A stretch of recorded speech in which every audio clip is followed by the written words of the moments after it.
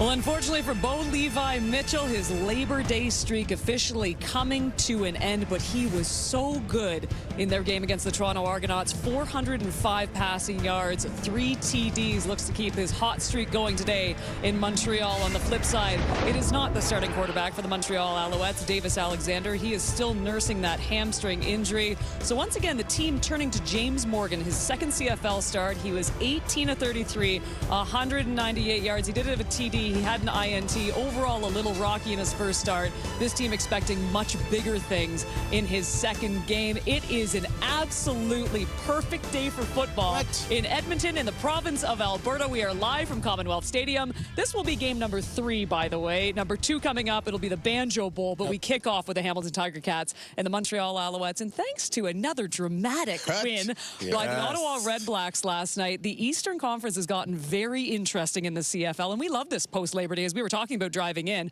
When teams are all in the mix, I mean, this is exactly what we need. By the way, this is Enoch Nwamba and Milt Stegall. But this game now means an absolute ton as we take a look at the standings. So we got Hamilton still at the top at 6-5, Montreal at 5-6. Toronto's at 4-8, but with Ottawa's win last night, they're at 4-8 too. So Enoch, this means the East is completely wide open at this point in time. It absolutely is, and it's getting interesting and exciting and a little bit spicy as well. You love to see a team like Ottawa right now at this stage in the season get the win that they did. Now you look at the top 2 teams, the Hamilton Tiger Cats and the Montreal Alouettes, who have been struggling. And Montreal right now, it's winning time right now. It's winning football right now, and they have to get it done. Nobody cares if your starting quarterback isn't playing. Nobody cares at all. You got to get it done with the guys on the roster right now. Yesterday we did our hit, and we talked about what percentage we would give for as far as being a crossover. You said 75. I said 74. I think Kate said 90. I'm changing that now. Are you? I'm changing that now. I'm going like 50-50 right now. I'm going 50. I saw what Ottawa did when they beat BC, and what's going on in the East right now.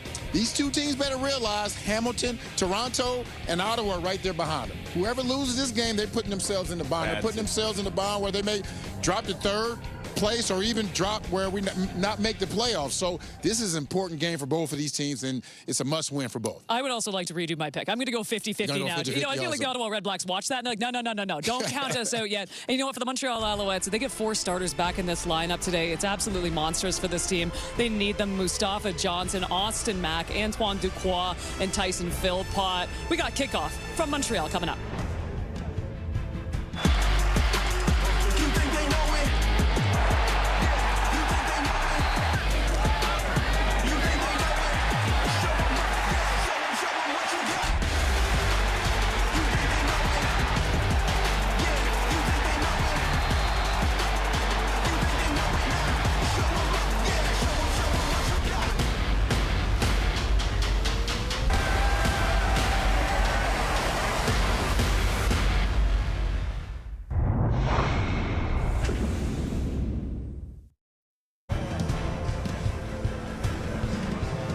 Thank you, Kane, and welcome to a cold, wet afternoon in Montreal. It almost feels like playoff weather, and these 2 teams have a great chance to meet up in the 3-week playoff sprint. But today, it's all about getting back into the win column, as both of these East rivals, of course, Dwayne, have gone into a bit of a slide here in the last little while. But getting some bodies back, and specifically some pass catchers, a big part of this one. Yeah, for sure. For the Montreal Alouettes, very happy to have Tyson Philpott back. The growing star has missed the last 6 games. Outstanding receiver, a guy who adds a whole new dimension to their offense. And, of course, coming back at the same time after missing the last 4 games, Austin Mack, best remembered as one of the heroes of their Grey Cup run in 2023. But another guy, certainly, that James Morgan will be happy to have catching balls. And just in time, of course, is the Hamilton Tiger Cats receiving corps. Despite some losses, remains red hot. Kenny Lawler, a big game, and Keandre Smith. These 2 guys together combined for 16 catches, 294 yards on Labor Day. Scott Milanovich, the head coach of the Hamilton Tiger Cats, was last seen making his way briskly down the tunnel at Hamilton Stadium after a Labor Day Classic crushing loss, trying to make sure that they rebound from that. And there you see Jason Moss coming off of the bye. 4 straight losses, wants dearly to get back into the win column, and he will be leaning on James Morgan today to take care of that as he's the starting quarterback. But Hamilton, the visitors here in their all-white uniforms. Montreal, the blue tops and and white pants for the first time in Alouettes history with this uniform set. Different combination. Ball's on the tee. Jose Marcos Diaz sends it away on Super Saturday. Things going in La Belle Provence is across the 20 and the 30. It will be the Tiger Cats coming across the line of scrimmage as we get set with Bo Levi Mitchell on a 22-yard return and setting up number 19. Yeah, and Bo Levi Mitchell, despite the losing streak, continues to produce offensively. You see the numbers. What stands out to me most is that terrific 24 touchdown versus 6 interception ratio. A big part of that down inside the score zone, the 20-yard line. He's got 14 touchdowns to 1 interception. So when they get in tight, Bo is at his very best. Bit of a quick delay here. Lorenzo Burns on the sideline. Looks like might have had an equipment issue as Noel Thorpe will send in a different personnel package quickly off the sideline here. So the Owls get themselves set. Looks like it actually was a shoe that might have been lost and couldn't get back on in time. So they'll send in Arthur Hamlin off the bench. Thought he was going to watch the first snap against Bo Levi Mitchell, but here he is lining up across from him. As Mitchell goes vertical right away, Kenny Lawler down the sideline and immediate fireworks from the Tiger Cats offense. And this is fascinating to see the turn of events that happened there. Arthur Hamlin came in for Lorenzo Burns, but Hamlin came in at halfback, bumps Wesley Sutton, who has always been a halfback in this league, out to play corner. Matched up on Kenny Lawler. Bo was not going anywhere else from the moment he took this snap. 48-yard gain right off the hop for the Hamilton Tiger Cats offense. That's one way to knock off the rust, the dust, and the disappointment of the Labor Day Classic. Mitchell stands in over the top, throws it up for grabs, and it is knocked away by Lawler. Cabianento had the best shot at that one. Has 2 targets for Lawler here right off the start. And as you said, Kenny Lawler working out of the slot here, the number 2 receiver to the field. The corner, Cabianento, is going to take the deep route here. And has position. And in this instance, a great defensive play from number 89 for the Tiger Cats. Kenny Lawler averaging 17.6 yards per catch so far this season. 10 touchdowns on the year. Emotions to the bottom of your screen on second down. Mitchell steps forward, goes underneath Greg Bell, knifes his way towards the first down marker. As Keandre Smith gets a good look at it and believes they're close, and if not, they should go at this part of the field. Yeah, it's been marked as 3rd down, just short for the Ticats, but nice effort there by Greg Bell to split a couple of defenders and create this opportunity for the short yardage unit led by Jake Dolegala. Dolegala, the 3rd-string quarterback. Taylor Powell, the backup to Bo Levi Mitchell.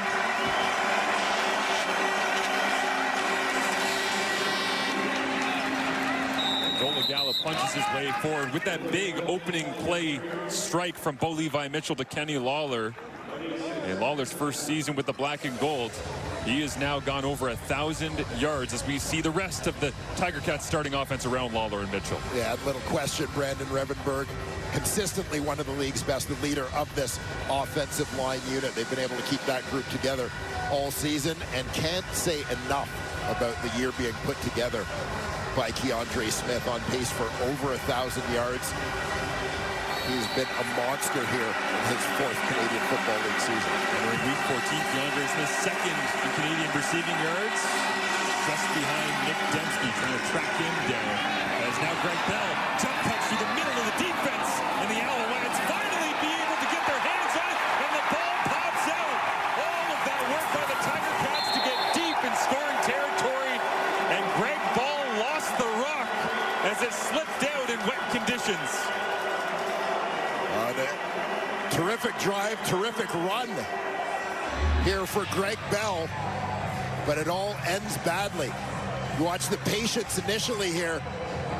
That's his blockers drive the defensive line out of the way, but ball popped loose on the hit, You'll get a better look at it from this angle to see where it comes out. I think that's out of his hands just the ruling on the field is confirmed. First down, Montreal. Good job by the CFL Replay Center confirming that one quickly so Montreal can hop on. But yeah, Wesley Sutton came in with the punch. Big play by Wesley Sutton on the strip. Bell kicking himself on this one. Little pat on the back from Scott Milanovich. And now we get a chance to see James Morgan step in his second career start in replacement of Davis Alexander, Caleb Evans, McLeod Bethel-Thompson. It has been a turnstile, unfortunately, for the Alouettes due to injury. Lots of help around him returning here today. As Sean Thomas Erlington leans forward at the end of the run, as he always does for this Alouettes offense. Yeah, and one place where they're still dealing with an injury issue, Justin Lawrence out of the lineup. Cyril Auguin-Sandon continues to start at the center position. But among many coming back, we mentioned the receivers, Mack and Philpott, Sean Thomas Erlington, who had been banged up, back in at the running back position. One of the toughest runners through contact in the entire Canadian Football League, Sean Thomas Erlington. Could be beneficial in these kind of conditions throughout the day as Morgan goes right, comes back over the middle, checks this one down underneath. The 2023 All-CFL receiver, that is Austin Mack, back in the lineup and back on the stat sheet. Yeah, and you get a great view of this one from the end zone camera. Watch for Austin Mack just to sit down, coming from the right side of your screen. In between those two linebackers, settles it down. Nice quick read from James Morgan to pick up the first down.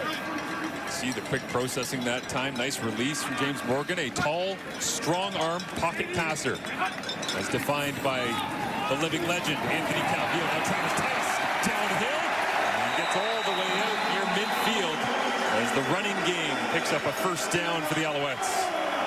That combination in the backfield of Sean Thomas Erlington and Travis Tice will be relied on. Tice beside his quarterback, sees Jamar McGloster wash things down to the inside. Bounces out, bounces back in. And as always, physical run from Travis Tice. Reading off Philip Osai that time, the defensive end. See if they go back to that later, as now Morgan's going to load this one up, and looks like it came out a little bit out of the side of his hands. The Hamilton defense will face 2nd and 10. Taking a look at the Hamilton defense, Julian Hauser, the veteran, leading the way for a young defensive line. In the linebacking core, former Alouette Reggie Stubblefield makes his return to Montreal. He was a big part of that 23 Grey Cup championship run. Destin Talbert in his second CFL season, become a fixture at the boundary halfback position for the Ticats. That's defensive coordinator Brent Monson about Stubblefield. He said Montreal moved him around a lot. I just love him at our nickel spot. That extra defensive back is Morgan. A little bit hit as he threw this time and lands in between a diamond shape of Tiger Cats defenders, and the pressure being put on by Julian Hauser. You highlighted them there, Dwayne. 38 quarterback pressures coming in, 4th in the CFL. Add another. Yeah, big one there, obviously impacting the throw. Pressure and even getting a little shot on the quarterback. You see Philip Osai fighting his way through. Hauser got a piece of the shoulders. Morgan looks to throw that rock. Two-man return back here for the Tiger Cats. As Phillip Brooks stands back alongside Tim White, trying to get him some action here, maybe get him going a little bit in the return game, as they will kick it. And the All-CFL receiver, and White, after a 52-yard punt, gets wrapped up and thrown down. Jeffrey Kenton Arku. Tremendous effort down the field on special teams for one of the true gems on the Alouettes defense, but they've got to contend with this man, Kenny Lawler, looking for another big game here in week number 14.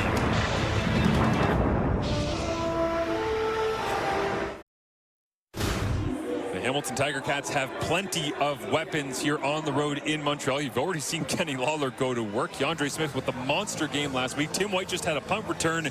These guys are going to be dangerous all afternoon long. This is the thing.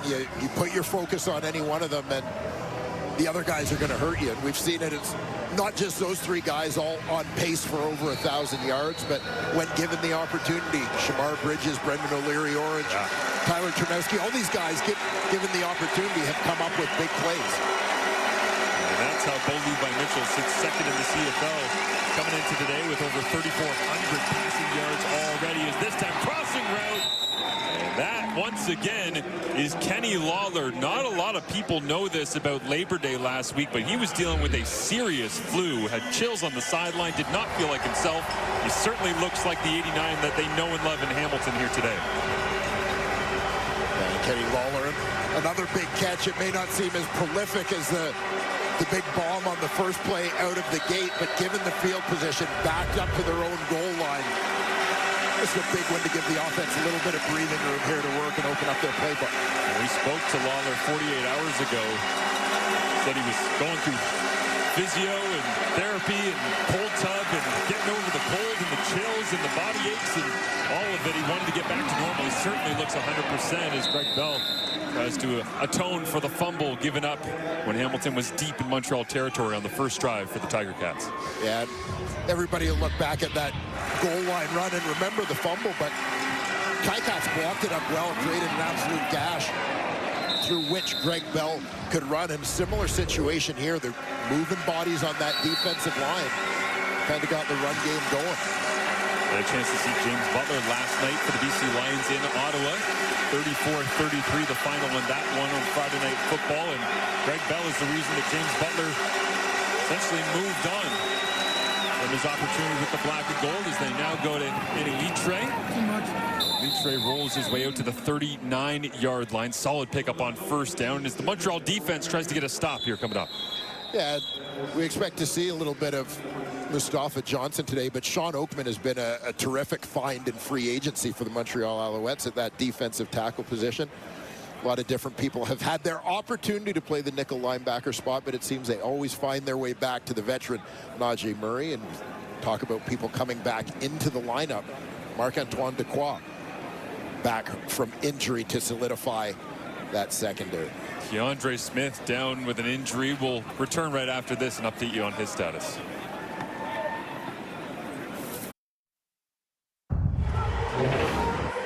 Keandre Smith, the injured Tiger Cat on the play, motioning across to lead the way as a run blocker on this one. As the defender, Najee Murray, comes up to take him on, I think a hand slid up under the face mask. We got Keandre in the eye, but he seemed to have that worked out. The sideline now as they go a bit of a high throw this time, but converting with a curl right at the sticks. Kenny Lawler adds another catch. Keandre usually a black visor guy, as we saw in the Labor Day Classic, but with the wet conditions here, most players having their visors off, and so gets caught with that injury, but Lawler continues to roll along. Yeah, Lawler again lined up out wide in the boundary. With Lorenzo Burns backed off. Just a quick hitter there. Burns did a nice job coming up to make the play. Well, they certainly put the fear in Montreal's defense that Bo's not allowed to, not afraid to throw it vertical. Scare him off and go underneath for the conversion. Now they go back to the ground attack. Ian Dobson trying to lead the way alongside Brandon Revenberg as Greg Bell gets tackled after a gain of what looks like about 4 yards on the play. You see Jeffrey Contain-Arcou, big play for him a few minutes ago on special teams with the tackle on Tim White, getting his reps in on defense as well. As you mentioned, Marsh, one of the great versatile pieces in Noel Thorpe's defensive scheme. You take a defensive lineman off the football, and all of a sudden your linebacking crew is Najee Murray, Tyrese Beverett, Darnell Sankey, and Jeffrey Contain-Arcou. That is a unit. As they try to confuse Bo Levi Mitchell, who gets rid of this one, leaves it upfield, and it's intercepted. Picked off. It's Lorenzo Burns down the left sideline, gets a block, cuts back into traffic, and all the way down to the 25-yard line. The Alouettes sitting pretty after the early game INT. Well, Lorenzo Burns already with a fumble recovery in this one. Adds an interception to his takeaway tally on the day. 196 pass attempts last week. Only one was intercepted. It was thrown by Bo Levi Mitchell.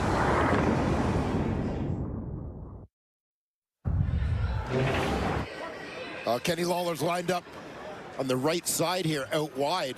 He's the intended target, but you're going to see this ball does not come off quite the way Bo wants. Fluttering, sails away.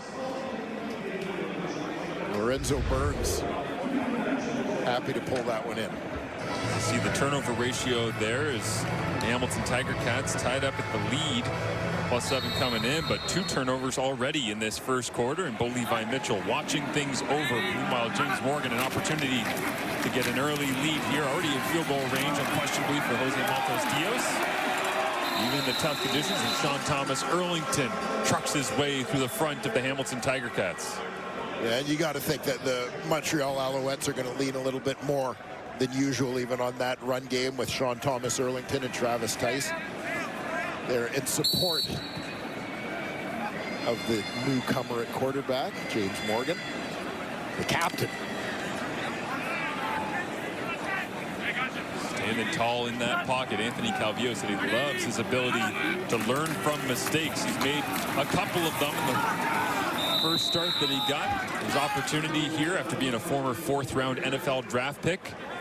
And this time they take it out of his hands, and they'll come up short with the rushing attack. It looks like Montreal will send out a short yardage package. And Shea Patterson in his second go-round as a Montreal Alouette. Going to lead the short yardage unit.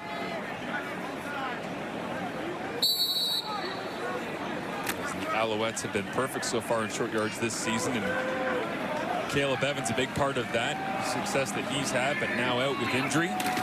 This to the left-hand side, Patterson. Oh, there's only 1, maybe 2 men left to beat to turn the corner and have Patterson reach the end zone, something the Alouettes would love to do. Only 3 touchdowns in their last 49 offensive possessions. And nice burst there. You know, with both Shea Patterson and Cameron Dukes coming in, joining the Montreal Alouettes with all the injuries they've had at quarterback, particularly with Caleb Evans out, you've got a couple of guys who have some experience handling the short yardage duties. Second interception of the season for Lorenzo Burns sets up Montreal here deep in Hamilton territory. Sean Thomas Erlington right through the middle once again. Minimal gain on the plays. We roll inside 3 minutes remaining here in this first quarter. Scoreless so far. And the Alouettes churning away here. As mentioned already, a couple of turnovers for them in this ball game, limiting what Hamilton has been able to do. Lots of bodies coming back into the lineup after the bye. Still waiting on that guy, starting quarterback Davis Alexander, and his undefeated record as a CFL starter. He was ripping it in the pregame. He looks close to being ready to go, but Morgan's in right now, and this one popped up in the air, incomplete. Trying to get it to Tyson Philpott in his return to the lineup, but it falls to the turf as Jonathan Moxey talks a little smack. There you'll see Moxey doing a nice job getting a hand in there, making life difficult for Philpott. The 2023 Grey Cup MVC, Most Valuable Canadian, unable to bring it down from Morgan. So Maltos Diaz steps out.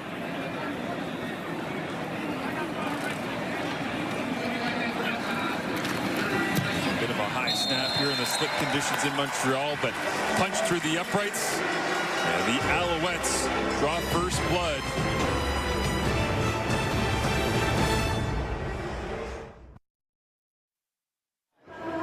There's Bo Levi Mitchell in the huddle. 8-6 career mark against the Montreal Alouettes, and a couple of memories you might like to forget sometime soon. For more, here's Kenzie Lalonde. Yeah, Marshall, look, it's been a challenging last few years for Bo Levi Mitchell when he was here in Montreal. When I asked him this week, like, hey, what are some of your fondest memories at Percival Molson Stadium? He said, honestly, all I can think about is the last 2 times I was there, I was benched. You go back to last season, and he was benched after the first quarter. Year before that, week 21, he was benched after halftime. And so what this kind of tells me, Marshall, yes, of course, the team is different this year, but he's looking to flip the script. He wants to walk away tonight with a good memory in Montreal. Yeah, he certainly is trying to change what it's felt like in the past. He said when he was with the Calgary Stampeders, they come in, they'd be 10-2 or 11-3, and all of a sudden Montreal was just this roadblock for those Stampeders teams. Yeah, I remember them one year coming into Montreal from Calgary, looking to tie the CFL record for wins in a season, and they were upset by an Alouettes team. As Mitchell flips his hips, has pressure on, he gets it out of his hands as Marc-Antoine Duquois. Tremendous job coming down from free safety, makes the tackle as Tyler Ternowski on the receiving end, just his 8th catch of the season, but great to see Marc-Antoine Duquois back in the lineup. Yeah, it certainly is. This is a guy who's a difference maker for Montreal on the back end. You know, as much as Noel Thorpe likes to move people around, I think that with Duquois in the lineup, it gives them a little bit more flexibility in terms of what they can do with their free safety, where they can line them up, etc. He's one of the best in the league. He is dynamic as Greg Bell makes the catch out of the backfield, crosses the 55 for a Tiger Cats first down. Bo Levi Mitchell 2 for 2 to start the drive. And Ticats, obviously, as you'll see Greg Bell slip out of the backfield here. Free release to the flat. Got Tim White basically providing some protection with the short route and pushing coverage off a little bit. High percentage play and keep those sticks moving. Levi Mitchell hands it off. Greg Bell. And a gain of 11. Once again on the ground. The rain's starting to come down harder than we've seen at this point in the first quarter. But the offensive line of the Tiger Cats carving out some space for Bell. Yeah, doing a terrific job here. You'll see Brendan O'Leary orange motion across the formation to protect the backside, but big gash up the middle. Quentin Barrow at the right tackle spot, doing a nice job there, staying with his block long enough to allow Greg Bell to get second level. Similar to what we saw on the fumble by Bell, that offensive line creating lots of movement. This time, the Alouettes front stands up. And Sean Oakman turns Bell backwards on the first down run. So the second quarter will begin with a 2nd and 11. A tackle for loss for the Alouettes in their defensive front.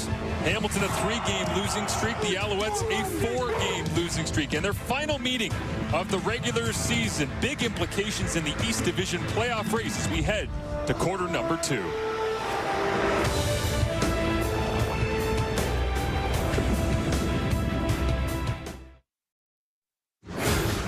The numbers after 1 quarter of play. It looks like last night we were in the nation's capital. 3-0 in that one as well after the first quarter. But that game certainly picked up and was back and forth all the way deep into the fourth quarter. A 1-point victory for the Ottawa Redblacks. It tightens up the East Division, and you can feel a little bit of the stress. As I said before we went to break there, it's the final matchup of the season between these two teams. This means a lot to both of them head-to-head. Yeah, it really does. And, you know, one of the similarities I see potentially when you look at the way that the first game played out between these two teams in Hamilton, Ticats got some points off turnovers in that ball game. Turnovers, to me, already playing a role in this one. The Tiger Cats approaching 150 yards in offense, but nothing to show for it as they turn over the ball twice in the opening 15 minutes of this ball game. Flip ends of the field. Unlike last night, no wind to speak of right now. Plenty of rain coming down. Consistent drizzle. Don't expect it to go away at any point in this ball game. So the teams will have to adapt as Bo Levi Mitchell does complete to Shamar Bridges, and he turns to the sideline and asks, can we please stay out here? But they'll send out the punting unit. You see Shamar Bridges, East Division Rookie of the Year in 2024. Coming down the line with a quick slant, big target. He's got that huge catch radius at 6'4". That's the field goal team, actually, that they send to special teams.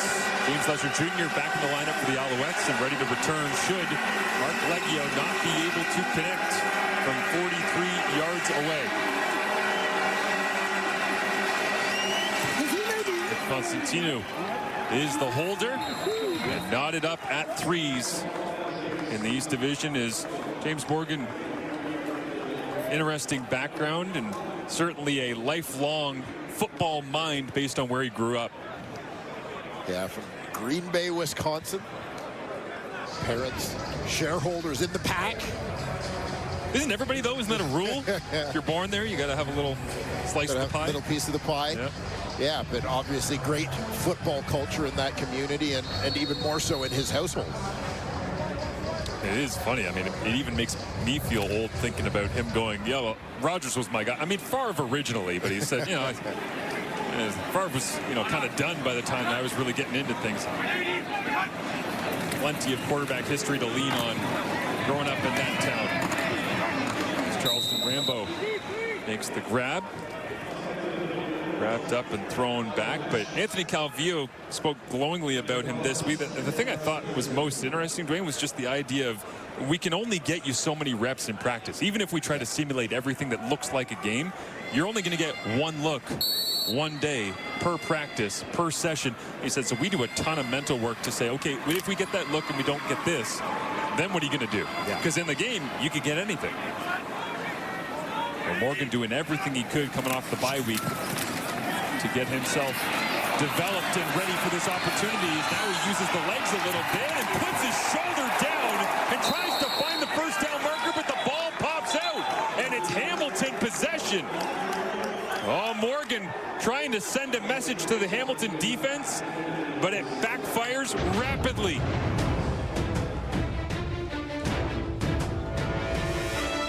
Jonathan Moxey knocked it loose. Tiger Cats ball when we return.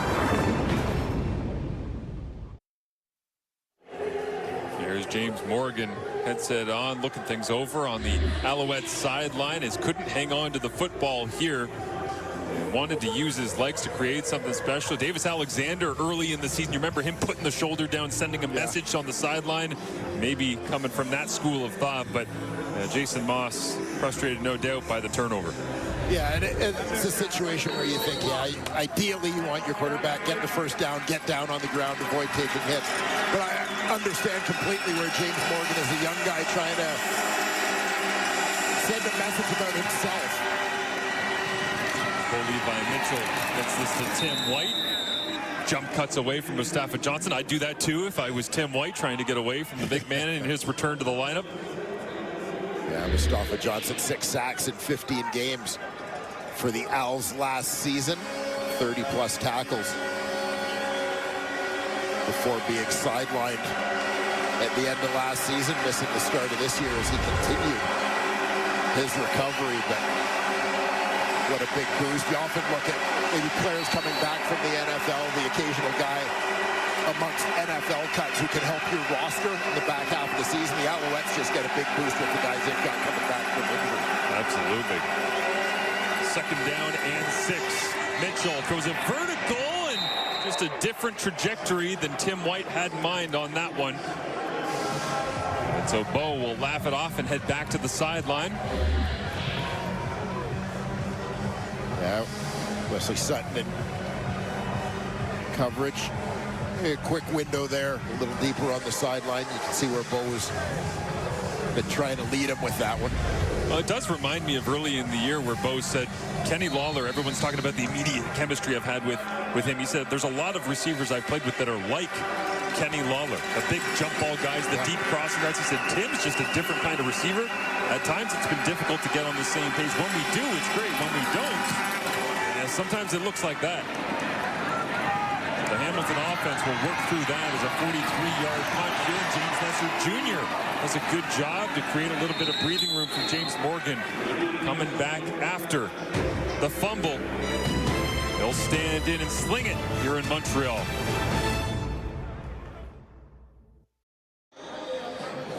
Welcome back in Montreal. As we know, Green Bay has shaped James Morgan, that gunslinger arm influenced by Brett Favre, wearing number 12 as a nod to Aaron Rodgers. But it's been his father, Brian, a former quarterback himself and high school coach, that shaped his mindset and his work ethic.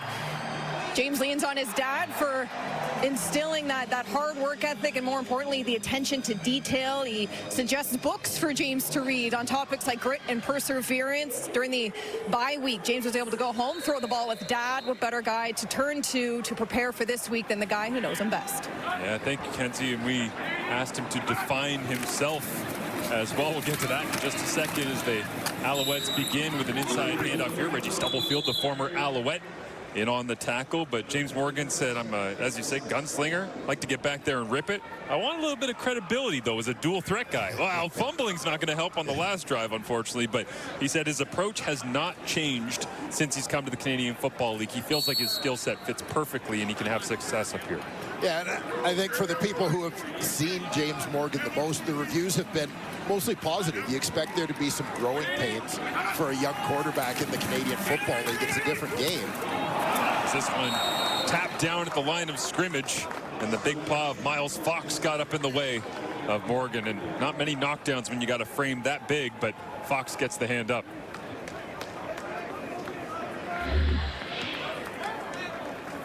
Yeah, Miles Fox, his D-line position, former Winnipeg Blue Bomber, one of several. Came over with general manager Ted Gouveia during free agency in the offseason. Skies open up here as the punt about to be sent away. Joseph Zima lights into it. Wonderful punt. Sends Brooks all the way back inside his own 30-yard line. And the coverage unit right there after a 54-yard punt. And it's Tyrell Richards down the field first in coverage, and the first overall pick in the 2022 CFL draft, flying down the field on specialists as he's done so much this year. Yeah, Tyrell Richards has consistently been at or near the top of the Canadian Football League in special teams tackles this season. You know, this was the thing about Tyrell Richards coming out of college, is you knew that the floor on this guy, very high ceiling. As a versatile guy on defense, you could line him up a lot of different places, but you knew he was going to be a dominant special teams player right away. I plugged in all of his metrics into, what if he's a D lineman? Oh, most athletic. Linebacker, most athletic. Defensive back? You guessed it, most athletic. Got that kind of body as this time Hamilton will flip the end around with blockers out front. Tim White cuts back into the open field, crosses the 55, and cuts back once again. Tim White refuses to go down, and the opening play end around cashes in massively for the black and gold. Yeah, the initial movement at the line of scrimmage had the Alouettes completely sucked in, moving to the right as Tim White takes it back to the defensive left. I thought Jacob Zott in particular, amongst the big boys, extra offensive lineman in the game as a blocker. Watch him as a puller, number 50, bottom of your screen. Front right corner, he and Coulterwood Manzi getting way downfield, leading some blocks. How about the effort play from Sean Oakman, defensive tackle, fights his way all the way back down the field to finally help out alongside Darnell Sankey to make the tackle on Tim White. But Hamilton's offensive line, one of the storylines so far in this ballgame, whether it be inside runs with Greg Bell or the outside pitch like that to Tim White. Yeah, they continue not just to gain positive yards in the run game, but again, getting significant movement, finding gaps for Greg Bell to do his thing. And once again, the end around to Tim White, magnificently executed. Hamilton almost 100 rushing yards, had their season low in the Labor Day Classic this past Monday as Bell will knife his way forward down to the 21-yard line and just on the edge of the score zone, but another first down.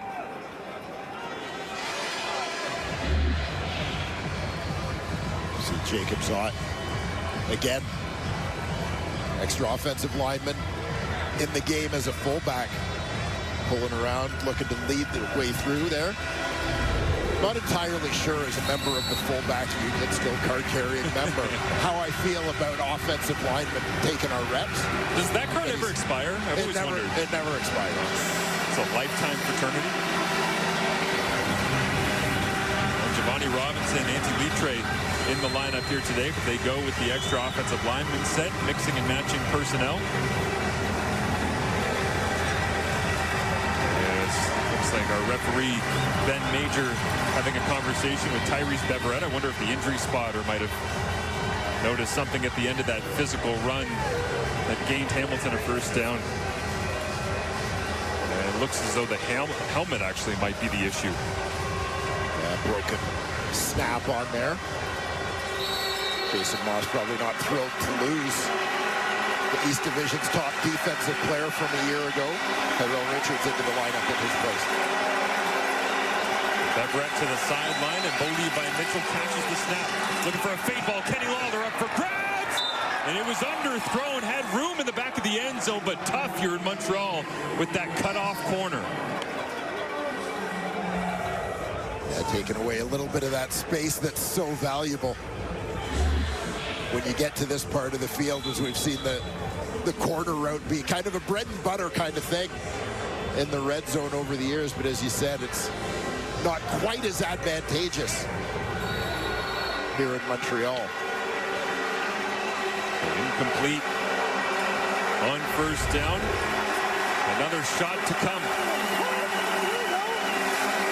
Blitzes on from the Alouettes. Tim White catches quickly and fights his way down to the 15-yard line. Maybe a little bit more. Third down and a couple of yards.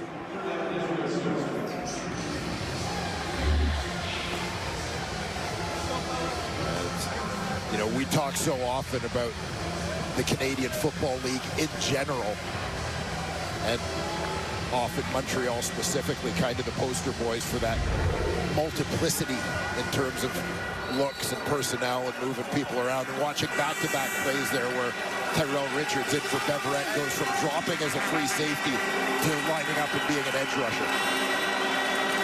On 3rd and 2, field goal unit comes out. Leggio from 20 yards away.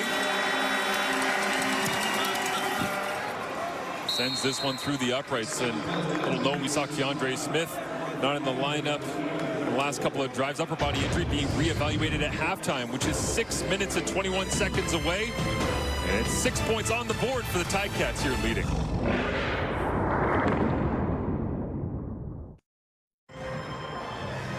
Well, there is Keandre Smith on the sidelines trying to stay loose, and another look at what happened to send him onto the sidelines. Yeah, Smith coming around the corner, blocking.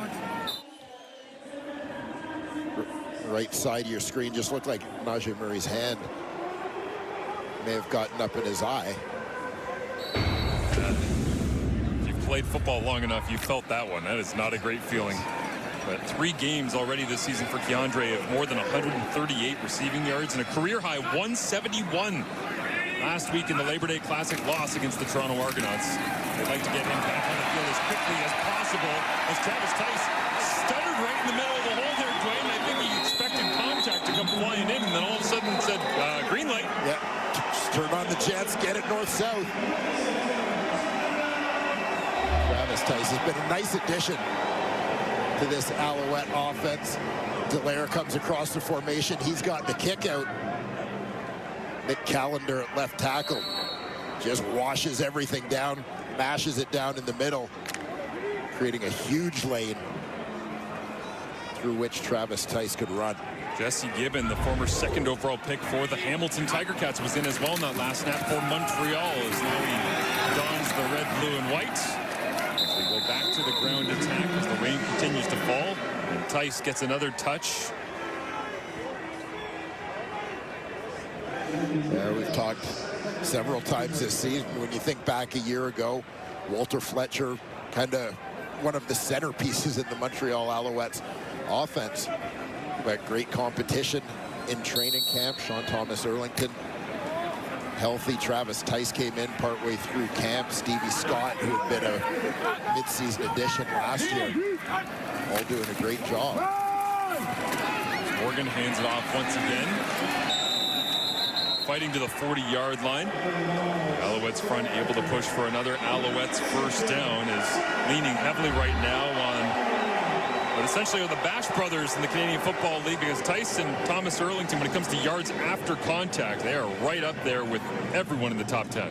Yeah, you could see that one as things kind of got sorted out. It ends up with Travis Tice staring at Tiger Cats weak side linebacker Kyler Fisher in the hole. Just decides to drop his shoulder, get what he can, and it's enough get a fresh set of downs. Morgan with the heavy play action fake, looks for the outside. Rambo, and that one low and away, and Rambo had to throw on the brakes, couldn't haul it in. Yeah, nice timing on the call. Good look after a few solid run plays for the Alouettes. Go to that play action. Plenty of time for the young QB. But a tough catch there. The one I'm sure Rambo might like to have another shot at as well. Well, Tyson Philpott said this week he was taught whole life growing up, if it hits your hands, you got to make the play. Let's see if Rambo can do it here. He has to play defense. Great coverage. Is that Destin Talbert? Yes, it is. Potentially had a touchdown saving tackle earlier on Shea Patterson in short yardage, and now in pass coverage, he's all over Rambo. Yeah, Rambo with a nice route working to the outside. Talbert, great recovery and break to come underneath on that one, though. You saw him very quickly after the breakout, closing ground. A little bit of frustration, perhaps. Thought he might have had an opportunity to pick that one off. Never count out Destin Talbert as Jose Maltos Diaz try to notch things up. At 6 apiece, got all the leg and the accuracy as well. As his tremendous season continues, now 36 of 39 on the year. Terms apply. I know there's a couple of fellow Bills fans in the truck that are a little nervous about the Ravens. Yeah. Lamar week 1, eh? That's tough. Yeah. I mean, if you're going to be the MVP, you might as well try to beat the guy who was recently the MVP. It's a nice little week 1 matchup. Sean Oakman makes the tackle here on Greg Bell. Oakman's been active early on in this one. Feels like the rich get richer with the defense of the Montreal Alouettes. So many different pieces to be able to play with, but can they get a stop here to round out the first half in Montreal? Just let us drive this fire truck. Oh, man. Kid, I can't believe you just did that. Just don't tell anyone else. Where's Davis when you need him? My goodness, is he okay?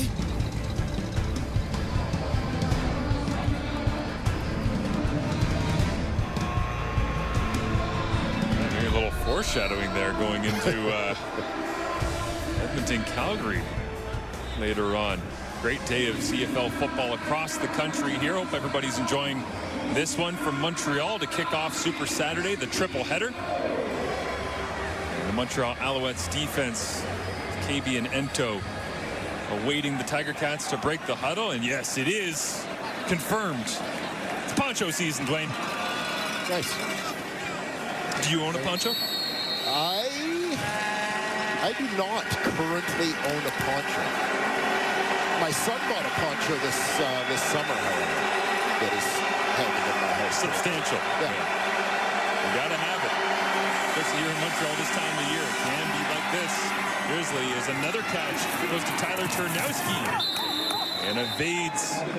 Looks like Lorenzo Burns before wrapped up by Jeffrey Kent-Narku, but maybe getting a little bit of a reward here for Chernowski after he had the big punt block that led to the Devin Verisek Labor Day touchdown. Came in with just 7 catches, and now he's got 2 here today. Yeah, Tyler Chernowski, during his college career at the University of Waterloo, one of the most prolific receivers in Canadian university football. During that stretch, Hamilton native gets a chance to come home and play. A guy who has kind of remade himself as a terrific special teams player, but still. Greg Bell, first down on first down with the rushing game once again. And Scott Milanovich loves to be able to use the running attack. He's been leaning so much throughout this season on Bo Levi Mitchell, just ripping it up and down the field, but a change of pace here from this front. And Revenberg doing a nice job. Had the down block on Sean Oakman on that one right at the point of attack.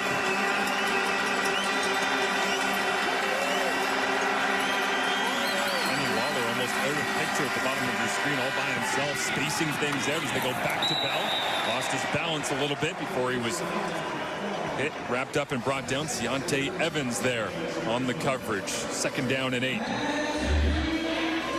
Deontay Evans, a mid-season addition, came in to provide some veteran support during the injury issues for the Montreal Alouettes.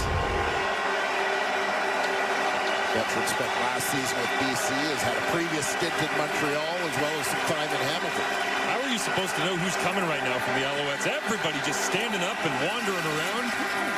They'll hand it off and hope they can pick their way through with run blocks. And they do. Another Tiger Cats rushing 1st down. So many times when you see 2nd and long in the confusing Northrop defense, you have trouble picking up things, but just run it straight at them. Well, this is the thing. You get into the run game. I think your rules make things a little simpler in the run game than they can be in terms of pass protection and blitz pickup.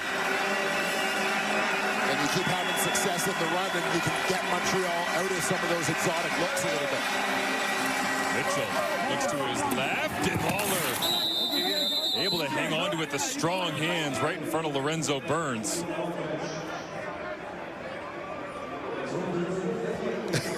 It looks like Kenny Lawler is having a little chat with Davis Alexander over on the Alouette sideline after that catch. There you see just textbook fundamentals, getting the hands away from the body. Bell cuts it back away from traffic, loses his edge and slides down before the tackle comes downhill on him. But Jeffrey Canton-Arcou as well flying out on that play. Plenty of different options for Northrop to be able to play with in these personnel packages. And as Hamilton earns their way down inside the score zone once again, when and where will he dial up the heat or just try to stop the run? That's been the challenge so far here as the Hamilton offense pushing the pile more effectively than we've seen all season long. Mitchell asks for the football, gets it last second, goes underneath. Greg Bell makes the grab and gets pushed back. Wesley Sutton alongside Darnell Sankey. We talked a little bit about Tyler Ternowski's skill as a receiver, the job he's done doing dirty work as a special teamer. Watch Ternowski here, lines up in the backfield, and his responsibility is to pick up the blitz. Jeffrey Canton-Arcou, Ternowski steps up in the hole, locks him up to give his quarterback time to make that throw. Greg Bell over 100 yards from scrimmage in this ball game already. They'll empty it out, 4-by-2. Mitchell pops, now looks to take off. Bowling by Mitchell's got room to run and slides down, but they'll say touchdown.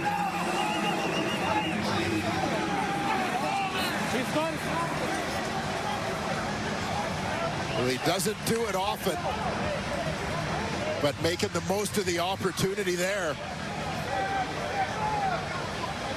Things open up on the run. Bull recognizes it, tucks it, and goes.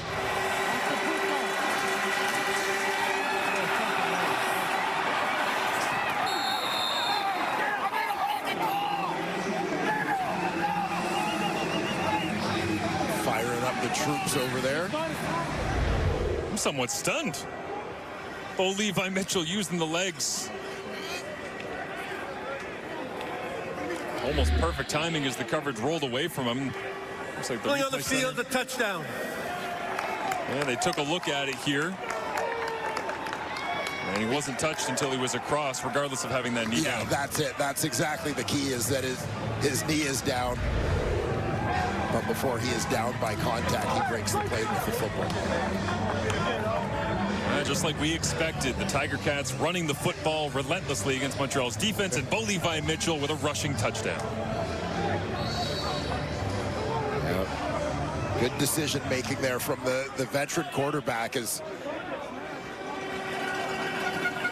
he had nothing but green turf in front of him.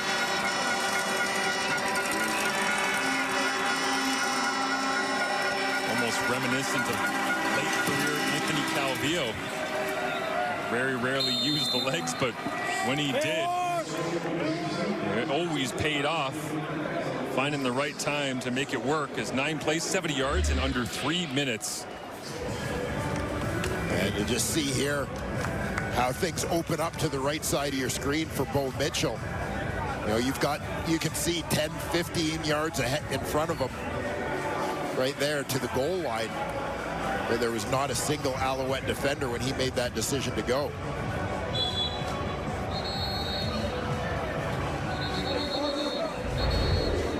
Just getting word from the CFL Replay Center as Bo gets himself a little bit of props from the offensive line. Classic tough scrambler that he is they celebrate their touchdown here in a 13-6 advantage with 20 seconds remaining in this first half. But the Replay Center confirming that Bo was diving for the end zone, going for goal, and not giving himself up. Yeah. First rushing touchdown of the season for Bo.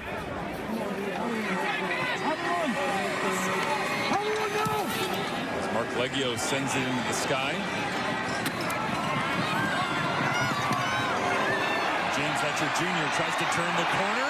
He does. Destin Talbot giving chase as Letcher cuts back, but deep into Hamilton territory, and maybe one snap to be able to get even closer for Jose Maltos Diaz as Byron Archambault, special teams coordinator, wears so many hats in the Alouettes organization, fired up about that return as the halftime show coming up. Kate Burness, Colt Stiegel, Enoch Mwamba, as well as they'll break this one down for you and look ahead at the next couple of games that we have here on Super Saturday.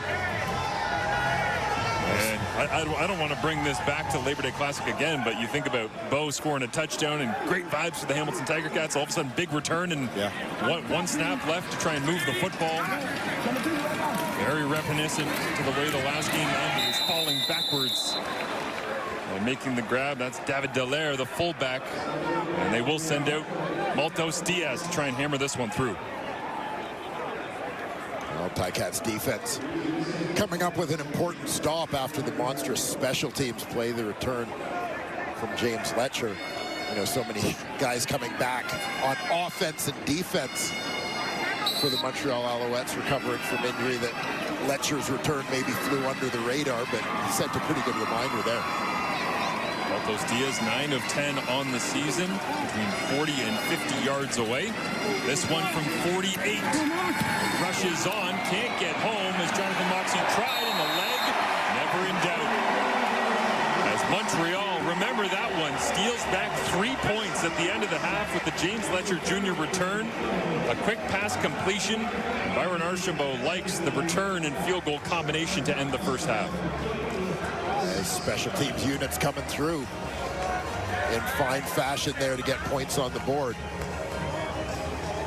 There's Greg Bell, one of the true stories of this first half for the Hamilton Tiger Cats. The offensive line obviously creating all sorts of chaos up front, but 11 carries, 86 yards. As we said, he's already gone over the 100 yards all-purpose mark. And his day began with a fumble, but he has certainly found his way back into the coach's good books here as he stands alongside our Kenzie Lalonde. Well, Greg, whether it be you or Bo Levi Mitchell, the ground game is working. Why do you think it's been the most effective for you in the first half? Just execution. The past few weeks we haven't been running the ball good, and we're just executing today. What do you want to see heading in to close this one out tonight? Scoring touchdowns. We got to keep scoring and get the W. Best of luck. Thank you.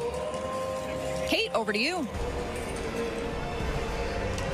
Kenzie, unfortunately, the weather doesn't look so great there in Montreal. It's absolutely stunning here in Edmonton. I feel like every time we're on the road, this kind of happens. The Calgary game, and we were in BC in the confines and Commonwealth. All quiet right now, but a lot of Alberta fans coming in for this one. It is a rematch of the Battle of Alberta, the third game on our triple header. But let's start with this one right now. And I think all of us just looked at each other, and when Bo Levi Mitchell was running into the end zone, we said, is that Bo Levi Mitchell? Like, let's give Bo a little bit of credit. I mean, it's been look, they've been on the ground because obviously the weather too, and Bell's been great in the first half. But for Bo to like call back Father Time and do something like that, we were all in shock. It's whatever it takes at this point in the season. He understands the magnitude of this game. He understands the value in getting a win in this stretch right now. They don't want to go another game, another week with a loss. You see him right here. When he's accurate, when he's on point, it's just tough to defend. You see Kenny Lawler, one of the best receivers, if not the best receiver in the CFL this year so far. And when Bo Levi Mitchell is on, it's hard to stop him. Obviously, you see he had one interception on the pass where, he probably could have had Kenny Lawler. But when we're looking at the game, again, it's hot here, but it might have been, a little bit wet over there. And you see him running over there as well. When he is on, it's hard to stop Bo Levi Mitchell, whether he's passing, whether he's running the ball the way that we saw him. But this offense right now, the more points they put up, the better chance they give him. I love that. No one was expecting that. Montreal's defense was definitely not expecting that, so good on Bo Levi Mitchell. Now, on the flip side, for the Montreal Alouettes, defensively, they're keeping this game tight.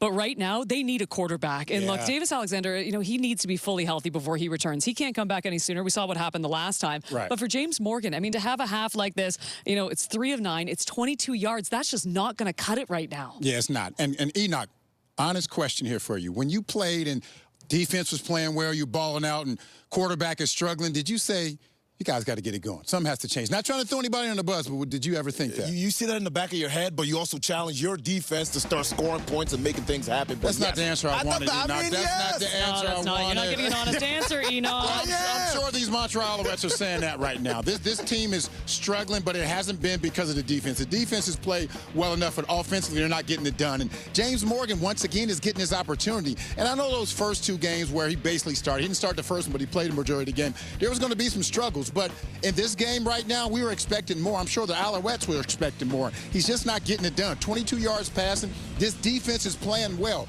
They're playing against a high-powered offense, and these Hamilton Tiger Cats, they're getting it done. But offensively, they're not getting it done. So I wouldn't be surprised if they come out in the second half and they give him a drive or 2 to get it going. If he doesn't, they make a change. They have some veterans. They have to do something. They have Dukes, they have Patterson, they have guys who played in the CFL. So he needs to get it going if he wants to continue playing. And you talk about a defense doing its job. Wesley Sutton today has been amazing. You talk about the fumble. That's just good coaching right there. Strips the ball near the goal line. And then the INT to get later on. Right.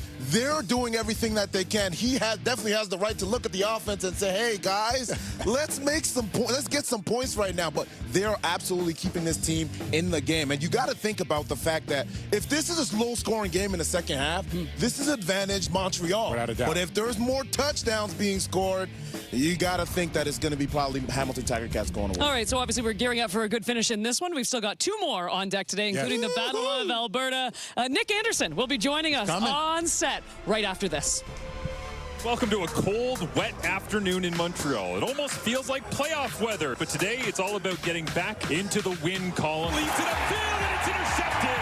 It's Lorenzo Burns down the left sideline, tries to find the first down marker, but the ball pops out, and it's Hamilton possession. Crosses the 55 and cuts back once again. Tim White refuses to go down.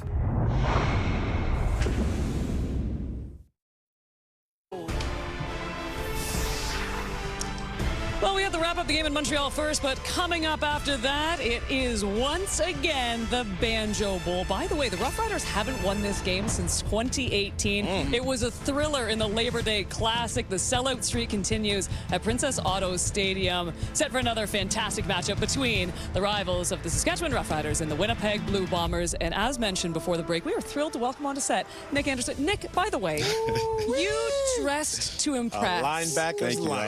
Oh, come on. Enoch. Hey, he got his hair done. We are so. I can't tell you our level of impress. Like, you are just impressing us so much right now. I watch a lot of CFL games. I'm able to see the halftime shows. So to see you all, present yourselves at a high level, I had to come. I like it. Man, I like it. Sir, you're welcome back anytime. Yes. We were speaking before we went on air here. This is the last game of you being on the 6-game injured list. First of all, how are you doing from a health perspective, and how excited are you to get back on the field with your team? I'm doing well, man. I want to give a shout out to the training staff. They've been doing a great job of, keeping me on track to getting back on a reasonable amount of time. And it's been hard to just not play because I'm a guy that, I love football.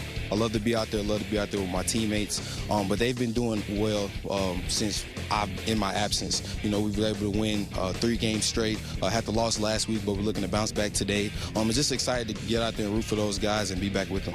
Nick, talk to me about, the tremendous season that you had last year with the award at the end of the season as well, and the difference that it was from last year to this year. Obviously, you're still trying to improve. You're only year 2. Right. But talk to me about what this year's been like and the challenges that you kind of experienced early on. Just overall, we're in the business of what have you done lately. So, I try not to live in the past of what I did last year. Overall, I feel like I started the season hot. Unfortunately, got injured, but looking to come back and continue what I left off. Well, first of all, I just want to say thank you. I appreciate your professionalism. Unfortunately, there are a lot of individuals your age, you're 25, between 18 and 30, who just aren't professional. But I surely appreciate yours. It's going to go a long way when your football career is over in 15 years, whatever you do in life. But first of all, congratulations, last year Rookie of the Year. And coming into this year, I know you were expecting some big things out of yourself. Unfortunately, you got hurt, but also out of this team. And I'm not asking you to throw anybody to the bus, any position, any player, but what do you think is the biggest concern with getting this team back on track right now? Just overall, looking at consistency.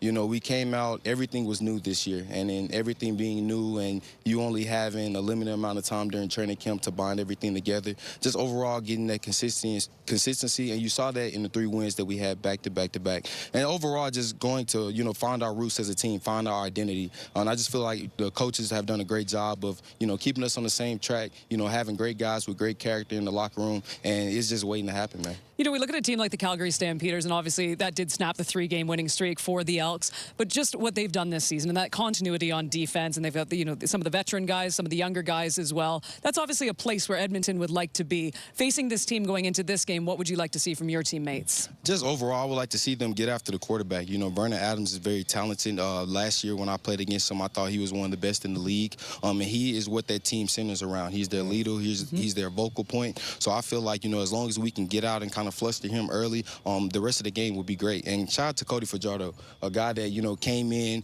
earned his stripes, a guy that, stepped up, is a leader in this league, is a leader for our organization, and he's doing well. I'm just happy that he's on my team. He was a great quarterback to play against last year. And I just feel like everything is coming. Everything is on the other side of the horizon, and I'm looking forward to it. Nick, we really appreciate you stopping by set. And once again, just the professionalism from this young man. Cannot wait to watch you for years to come. Good luck the rest of the way this season. We'll be back to Montreal right after this.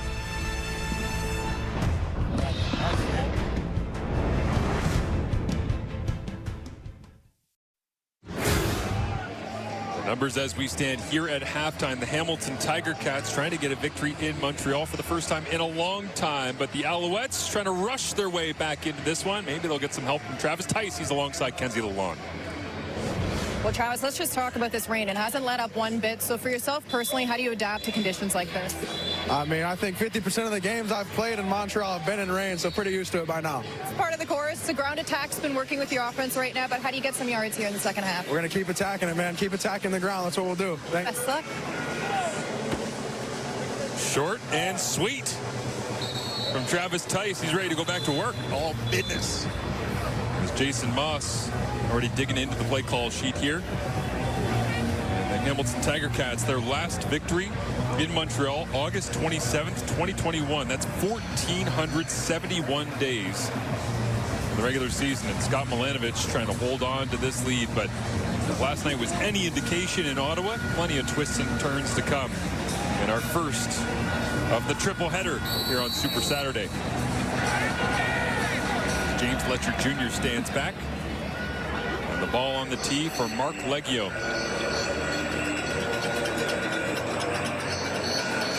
Rain expected to stop falling sometime around 4 p.m.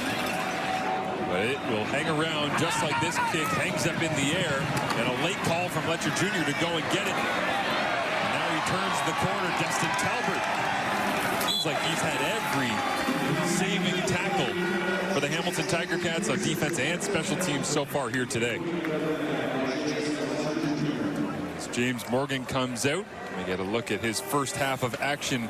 Just 3 completions, 22 yards. Difficult conditions, yes, and some different play calling because of the weather, but as the panel was saying at halftime, gotta find a way. Yeah, gotta find a way to get things going. And, it's an interesting situation when you look at the quarterback dynamics with the Alouettes right now. We'll talk a little bit more in a minute. But You know, James Morgan, he's a guy who's been here a couple of years, so the guy who is most familiar with the system. It's not like you have an experienced, you know, established veteran amongst the backups, but ironically, James Morgan has the fewest starts of the three Alouette quarterbacks dressed today, as Shea Patterson and Cameron Dukes have both had some extended fill-in duty that James Morgan is finding here right now. So I don't know if the Alouettes would look to go in a different direction at all. Morgan stands in against the three-man rush, and I'm not sure if his arm was hit at the end of the play there, but ball came out a little bit strange and falls incomplete.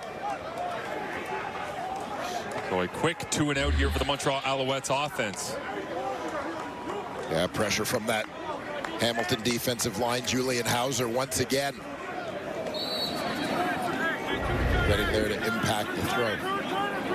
Again, not a lot of sacks on the season for Hauser, but the quarterback pressures just being annoying, always being around the quarterback, regardless of the matchup. But 2 or 3 times already, he has been close. And that time changes things over for James Morgan on his release as the return comes here for the Hamilton Tiger Cats. Mo Levi Mitchell into the end zone using his feet. You know, you throw 24 touchdown passes through Labor Day, maybe it gets a little boring. Bo looking for a little bit of variety. He decides, you know, I like to get myself a rushing touchdown once a decade. Well, the confusing part about this is the last time he had a rushing touchdown, August 15, 2015, Calgary against Ottawa. He had 2, and I inquired with our Sultan of Stats, Johnny Russin. Yes, sir. Were they quarterback snakes or were they true runs? Nope, they were real running touchdowns back a decade ago. So, you know, just took a decade break from the running life. Yeah, you got to let the legs recover, you know. Get in the ice tub for 10 years. That's it. And then get back to work. Yeah. The element of surprise. Bo has that rushing touchdown 10 years in the making as he was setting that up. But 13 of 17, 143 yards, has the 1 interception that went to Lorenzo Burns. And Keandre Smith back into the ballgame there. You see 85. He was being reevaluated at halftime for an upper body injury, and standing right there, ready to go to work as Mitchell talking things over with Kenny Lawler as an injured Montreal Alouette is down right now. Looks like Najee Murray is down and getting some attention from the training staff. So we'll step away and return to Montreal in just a moment. Najee Murray getting looked at down the tunnel as he's up onto his feet. And the Hamilton Tiger Cats ready to go back to action with a 13-9 advantage right now. See Giovanni Robinson standing there in the huddle, the big body playing tight end, 6'8", 252. Gives a little bit of a different look, and maybe with Najee Murray out, just a little bit of personnel matching here, a bit of a bigger front as well for the Montreal Alouettes. They stack the line of scrimmage on 2nd down and 3. Mitchell hands it off. Greg Bell turns the corner, gets a block. Robinson out in front, and Bell stumbles as he tries to make the cut back towards the middle of the field. But that is an impressive effort from the Hamilton Tiger Cats. And Greg Bell, his 2nd career 100-yard game. Yeah, interesting to see. You talk a little bit about the personnel, the matchups, and so on. Nice block on the edge by Ante Litre on Tyrese Beverette, but Montreal comes out with 5 true defensive linemen to start. We know Hamilton ran the ball well in the first half. Montreal loads it up.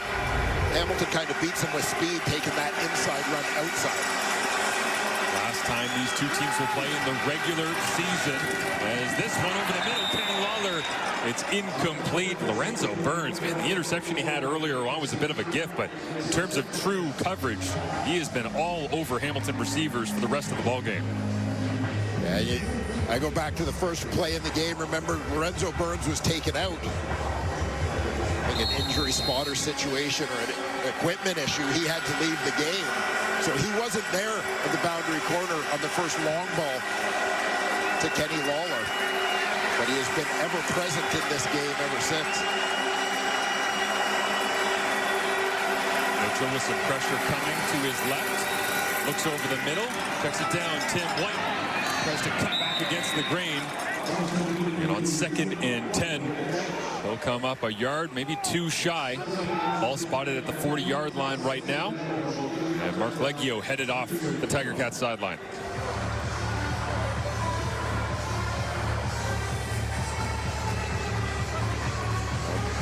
Ticats having some success in this ball game, moving the football.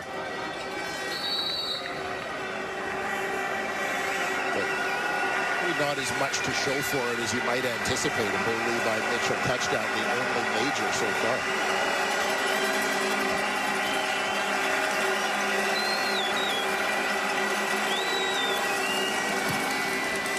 Leggio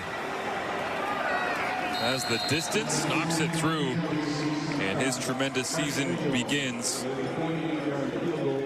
And Ken Dryden honored earlier today as passing away. The Canadiens legend honored by the Alouettes faithful here in Quebec.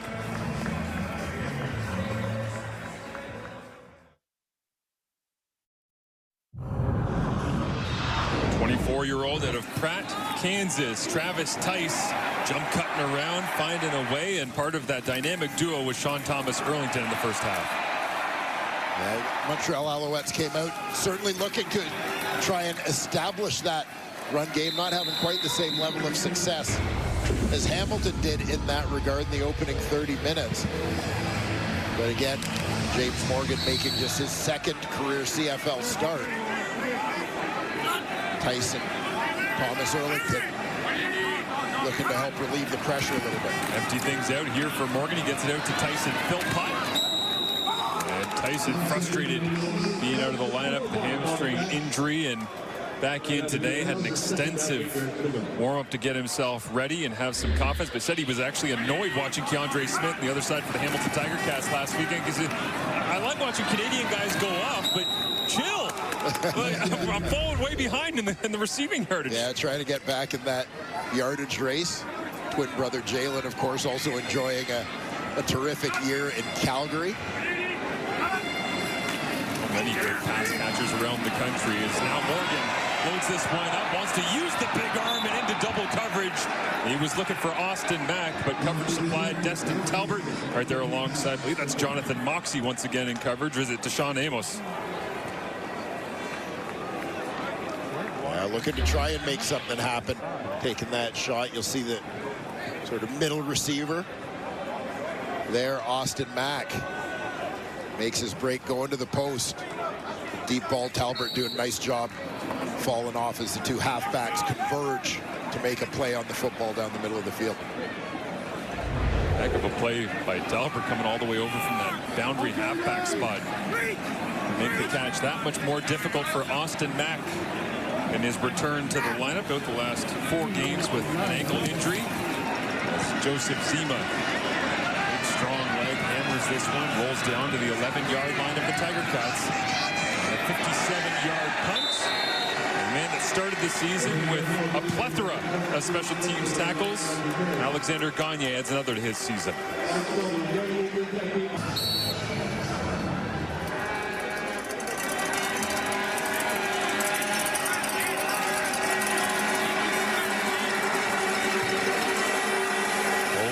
Mitchell with 1st and 10 from his own 21-yard line after the Brooks return. Begins with a handoff. Why not? Go back to Greg Bell. Trying to win 1st down. Oldthorpe has long prided his defense on their ability to force the opposition into 2nd and long, but so much success today on the all-important 1st down for the Tiger Cats running attack. We talked a little bit about various personnel packages. It's been kind of fun to watch these 2 teams. We kind of see it with Montreal all the time. Hamilton offensively, a lot of different packages as well that have maybe confused the Alouettes at times. Mitchell looks to his left. Takes it down. Greg Bell gets stacked up and turned around. Big time open field tackle. That time Jeffrey Canton-Arcou, and once again Lorenzo Burns right there. And whether it's the pads popping on that play or the wet weather or the fact they haven't played for a significant chunk of the season 10 weeks ago. But the fact they won't play again until the playoffs, this is starting to feel like a playoff game. Yeah, it definitely has that sense of urgency for both of these teams. Tiger Cats' last win back on August 2nd. The Alouettes did not win at all in the month of August. All-important interdivisional game. As plunging forward is Jake Dolegala and Scott Milanovich ready to get the next call in. Thought it was interesting after the Labor Day Classic, Saskatchewan-Winnipeg last week. The two-point conversion goes back the other direction with Tavon Campbell. I asked Bo about the two-point conversion he attempted against the Argonauts last week. He said, yeah, Milanovich got in my ear and said, you saw the game last night, right? Into his headset, in the game, in the middle of the Labor Day Classic. He said, this ball cannot be in harm's way. So plenty of open-eared communication going on from the sideline to the Tiger Cats veteran quarterback and leader. Mitchell drifts to his right, comes back left, lofts this one to the big man, Robinson. And rare that you see somebody with a catch radius that it might be longer than Marc-Antoine Ducroix, but Robinson has just that.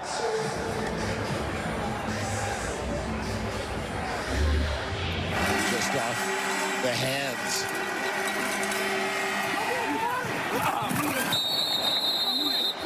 Big Giovanni Robinson, the alley-oop along the sidelines goes incomplete. Equipment staff being put to the test here in Montreal today as well. A couple of buckles popping off in the wet weather and big contact as Mitchell now floats this one with pressure coming his direction to Greg Bell, and I think Bo wanted Bell to snap his head around a little bit quicker on that one. Incomplete. Not quite. Veteran quarterback immediately pulling Bell over. Give him a quick little bit of coaching and a pat on the back. And you can see him playing the numbers game as well, going, hey, there's two coming over here, there's one there. Do the numbers with me, because I see it. I need you to see the same thing.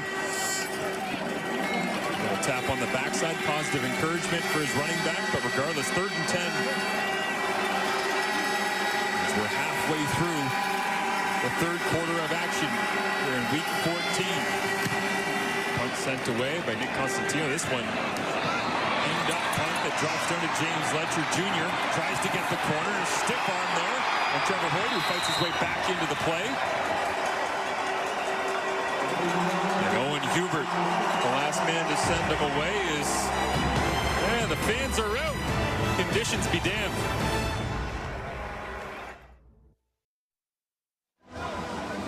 Montreal Alouettes have been up against it when it comes to health at the quarterback position so far this year. As you see the updated numbers from James Morgan here today, just 24 yards thus far. And Tyler Snead even on that graphic as Davis Alexander leads the group ahead of McLeod Bethel Thompson. And Davis active on the sideline. You get the sense he's really close to coming back. Great workout on the field before the game, showing off the strong arm, but plenty of handoffs right now because they're struggling to get the passing game going with James Morgan, despite the fact that Anthony Calvillo and Jason Moss have total confidence in his ability to send the ball down the field and get vertical. Yeah, and a situation where James Morgan wouldn't have stuck around this team. They would not have kept him with these teams for the last couple of years if they didn't see potential and opportunity for him to grow. This is sooner, ideally, than they would have liked for him to play. Remember, Davis Alexander had a couple of years to grow in the system as well before he got thrown in. Absolutely, as Morgan rips this one. Rambo gets it off the turf, but a missed block. And the Tiger Cats, Miles Fox, had a knockdown earlier on and flies out from his defensive line position here to make the tackle. Oh, Miles Fox stepping up today in the interior of that Ticats defensive line in the absence of Casey Sales. Here today, their most experienced D tackle. Now up to 26 yards on the day after a gain of 2 on that screen pass for James Morgan. So just no yardage to be spoken of when it comes to throwing the football for the Alouettes here at home, which Not something we've been able to say very often over the last couple of years. Cody Fajardo fairly effective. Davis Alexander in relief. McLeod Bethel-Thompson, as you saw, could put up yardage and move the football in a hurry. Tim White, after a 40-yard punt, just get the yardage that he can to try and get a little bit of breathing room for Bo Levi Mitchell and the Tiger Cats attack here in Montreal. 24 catches on the season coming in, but just 5 games played this season for Tyson Philpott. Back in the lineup today, and Kenzie Lalonde has more. Yeah, when Tyson was rehabbing his hamstring injury, he leaned on his brother Jalen, who of course suffered a more serious hamstring injury back in 2023 that required surgery. So Tyson's big takeaway from his brother Jalen, the importance of warming up. He remembers back in the offseason leading into the 2024 season, the two would train, and Jalen would spend upwards of an hour and a half warming up. And at that point, Tyson was almost done his workout, but that was a big takeaway for him in perspective while he recovered from his own hamstring injury this season. Even when the defense has been on the field during this game, guys, Tyson's been on the bike, staying warm, looking to get ready and active for the rest of the game. Takes me an hour and a half to get loose too. I've worked out with you. I've seen that 90-minute routine, but it is pretty amazing because their bodies are so similar, being twin brothers. And having a hamstring injury for Jalen, the first thing that Tyson said he essentially did when he realized that was the injury was call his brother and just go, hey, I'm not calling to tell you what my injury is. I'm calling to figure out how to fix this thing, right? Because it's like, you did it successfully. You're having a nice year. How do I get back? Levi Mitchell makes the end around. A pinch to Greg Bell. Gets the edge. Mustafa Johnson right there. Should he stay on his feet, but just got the shoelaces of number 5. Brought him down to the turf, but not until another Tiger Cats first down with the ground attack. And basically, again, just using speed to attack the Montreal Alouettes on the perimeter here in the second half. Beat them more with the inside game through the opening 2 quarters. This chess match continues. Go back to Bell here. Darnell Sankey bringing him down, and it's something we really haven't seen all that much, not just from the Hamilton Tiger Cats this year, Dwayne, but just Montreal defensively in general. Like, being the rain, sure, but being able to run directly into the teeth of this front for the Montreal Alouettes, it's a rare sight. Yeah, it's been impressive first 3 quarters for the Hamilton Tiger Cats here in that regard.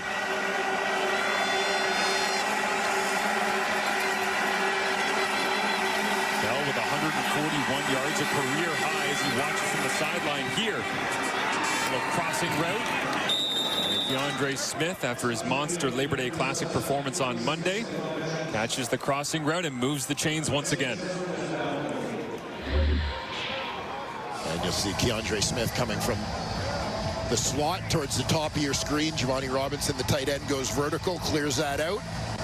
Smith coming underneath.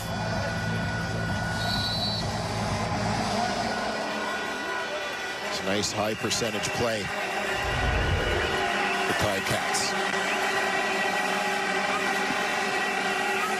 Couple extra big bodies in once again. Giovanni Robinson and Jack Zott. They show that run-heavy package, and they give it. Johnny Augustine gets a look after Greg Bell standing on the sideline, and Bell will put his helmet back on should he be called upon, but they'll sub out the big package here, and Brendan O'Leary Orange and Shamar Bridges come back onto the turf. And Greg Bell, who's had a busy afternoon, just getting a little bit of a break here. Keep those legs fresh for the 4th quarter. Ticats with a very capable sub in the ball game, the veteran Johnny Augustine from the University of Guelph Griffins. Send Kenny Lawler in motion to join Tim White at the bottom of your screen. Mitchell looks to Augustine, makes the grab on 2nd down. They convert, leaking Augustine out into the flats. And Hamilton is now in Montreal territory. Yeah, Augustine, you see him in the backfield, just to the left of the quarterback. Free release to the flat for him. Quick read for Bo. He's got coverage outflanked. Augustine goes back to the sideline. A couple of high fives as Scott Milanovich Feels like he's got the offense into a rhythm right now. Greg Bell in the backfield on a career-high day here in week number 14 of the 2025 CFL season. They'll add to it. Not much, though. The 50-yard line, a gain of 3, 2nd and 7 coming up.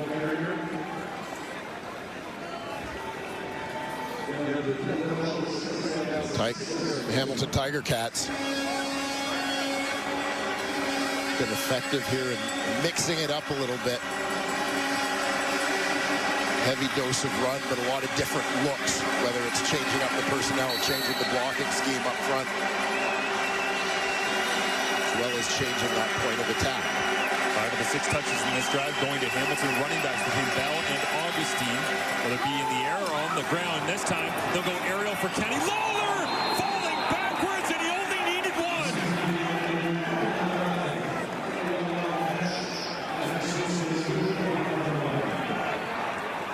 The flag comes out, and Lawler looks confused. Did they call offensive pass interference?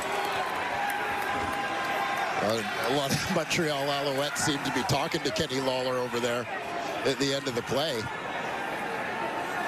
Offensive pass interference. Hamilton, number 89. We'll go back 10 yards. We'll replay second down. On a une passe interférence offensive contre Hamilton 89.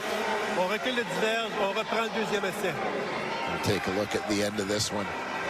Yeah, you could see a grab there, a tug on the back of the jersey. Watch right hand of Lawler.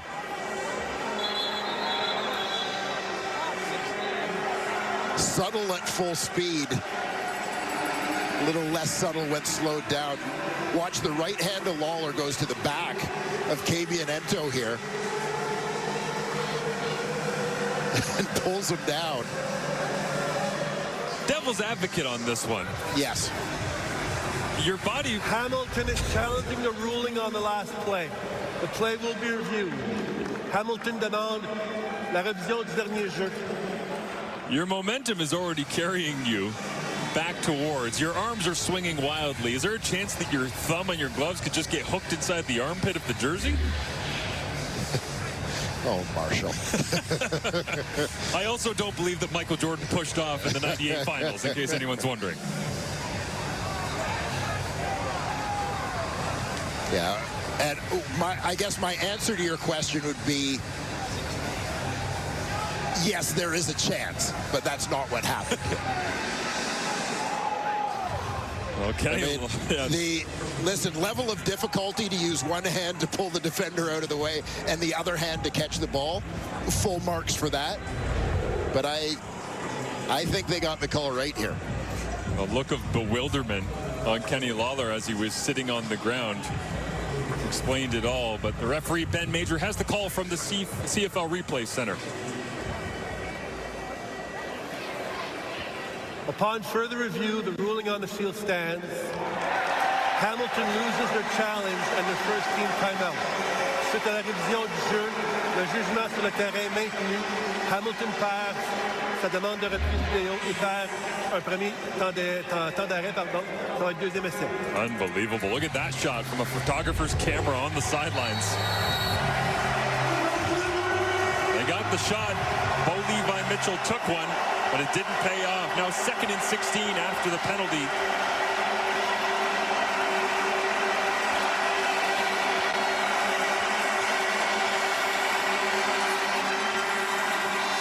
Mitchell, plenty of time, goes underneath Brendan O'Leary. Orange, nice open field tackle after he had the pass interference go against him.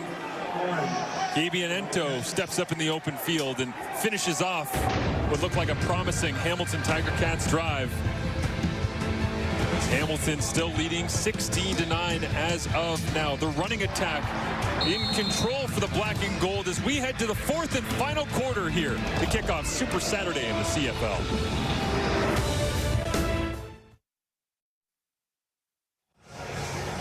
16-9, the Hamilton Tiger Cats up over the Montreal Alouettes. The final time that they will play here in the 2025 regular season. The front end of a CFL on TSN triple header for you is, of course, the Banjo Bowl and, of course, the Labor Day rematch between Calgary and Edmonton.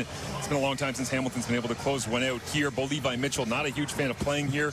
Calgary, Orangetown, early in Hamilton. So now you get an opportunity to finish this out. It feels like he's going to lean on his backs the way he has all day. Well, it would just make sense if it ain't broke, don't fix it. The running game has been terrific for the Hamilton Tiger Cats throughout this football game, and you know the way they have even added some wrinkles to it here in the second half of the game to allow that continued success has really stood out. And meanwhile, eat up the clock, right? I mean, Montreal has 26 passing yards in this football game. The Alouettes don't seem to be in a position to get the ball down the field quickly. So the more time you can take off the clock, it becomes that much more advantageous for the black and gold. Greg Bell in the running game will have to wait. As Constantino knocks James Fletcher Jr. deep back inside his own end. And again, it's one of those little plays that doesn't seem all that significant, but the difference for your quarterback between inside your 5, especially when you're struggling for passing yardage, and being all the way out past the 15 is massive. As the next 2 games coming up for you, AJ Ouellette, Trevor Harris, and the Saskatchewan Roughriders will go up against the Winnipeg Blue Bombers. Brady Oliveira not getting a lot of love last week, trying to figure that out in the Banjo Bowl, and then Calgary against Edmonton as Cody Fajardo and the Elks try to bounce back from what was a difficult performance. You were there, you saw it in person, you were calling that one.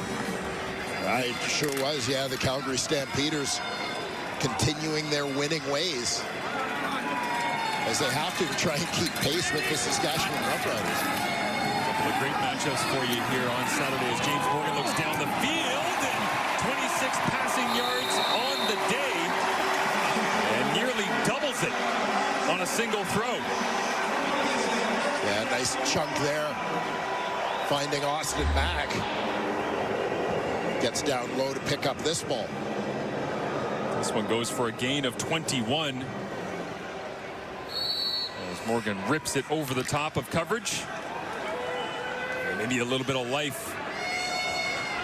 The Montreal offense, if they start to believe here in the fourth quarter, as they fake the inside run, then give the pitch to Travis Tice. Makes 2 men miss, then a third, and is tackled at the 45-yard line, a gain of 7. This is the thing, Marshall. You look at this football game, and it feels very much like, because of time of possession, etc., that Hamilton was in full control of this game. It's a one-score football game, with a whole quarter to go. And the Montreal Alouettes get a couple of plays, and things could turn in a hurry. Anthony Calvillo telling me this week that each year is totally different. He said 2 years ago we were 6 and 7 or something like that. We found a way. In 2023, last year dominant and couldn't get the job done. This year, they're just trying to figure out what their identity is with so many of the quarterback injuries, as Hamilton's defense flies up and makes a big play on 2nd and medium. Yeah, Alouettes trying to get the conversion using their ground game. The Hamilton defensive line sniffs this one out against their former Cat, Sean Thomas Erlington.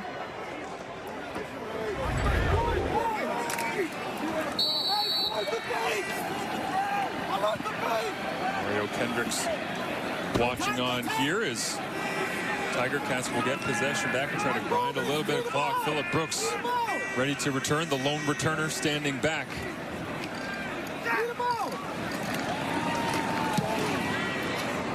Hamilton sends some pressure, couldn't get close. Brooks catches it at his own 24-yard line. And a 41-yard punt is answered with a 9-10-yard return. Bo Levi Mitchell trying to close it down here in the fourth quarter in Montreal.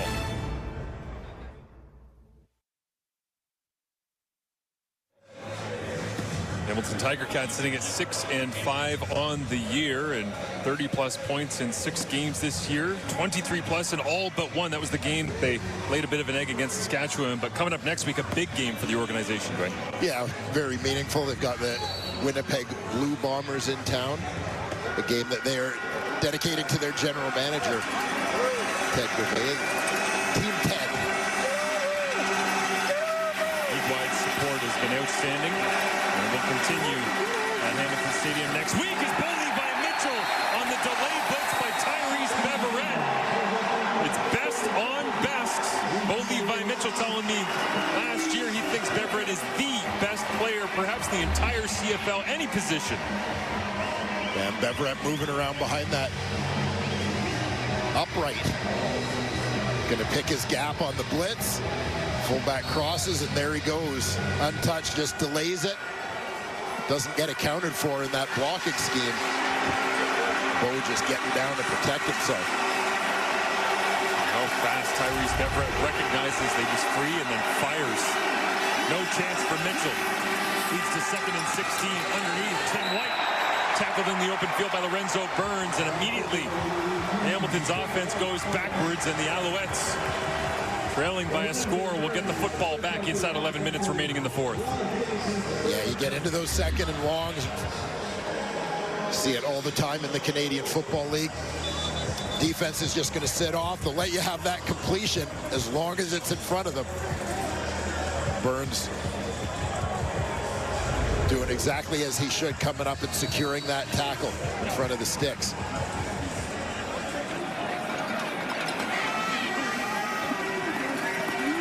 Burns with the interception earlier on in this ball game, 2nd of the season. Great X's and O's matchup here in Montreal this afternoon. Lots of personnel and schemes. And now just a monster boot all the way back to the 10-yard line.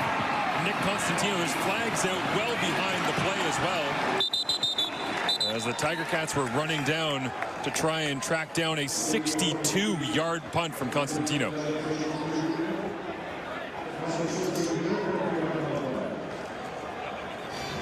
Lead.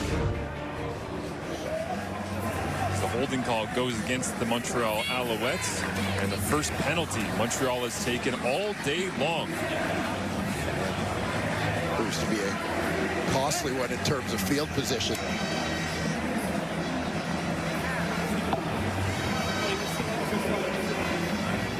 Long field is not what this team needs, given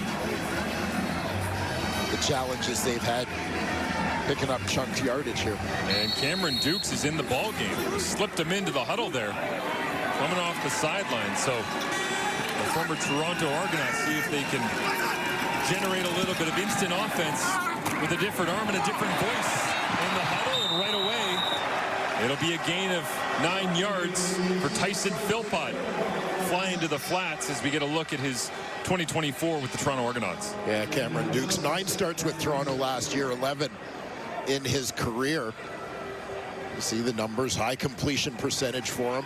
It'll kind of help keep that team afloat last season, while Chad Kelly served a suspension the first half of the year.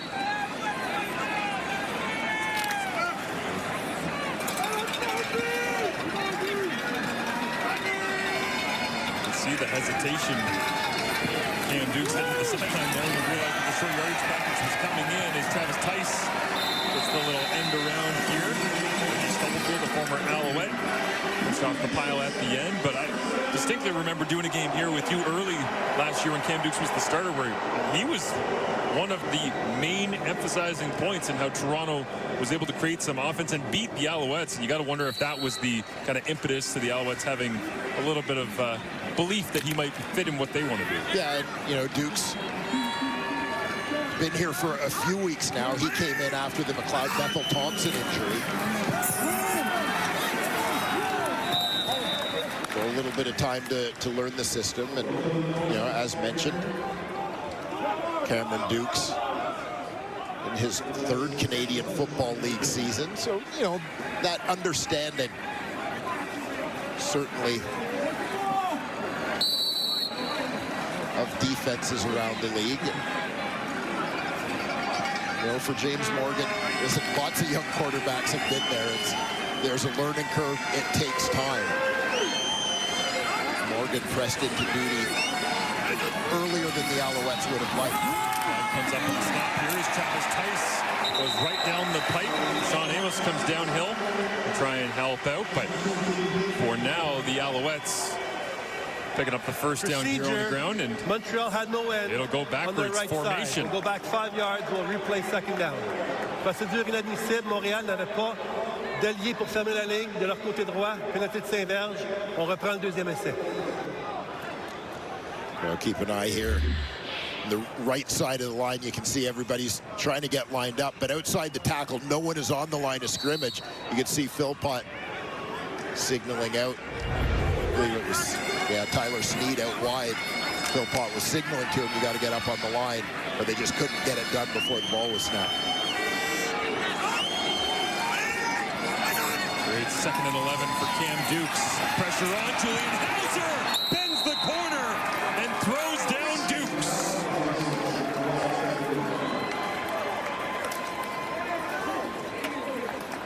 This is what happens when you find yourself in 2nd and long. There's Julian Hauser coming off the end. Dips that shoulder to get under Jamar McCloster. He and Miles Fox combine to wrap up the quarterback.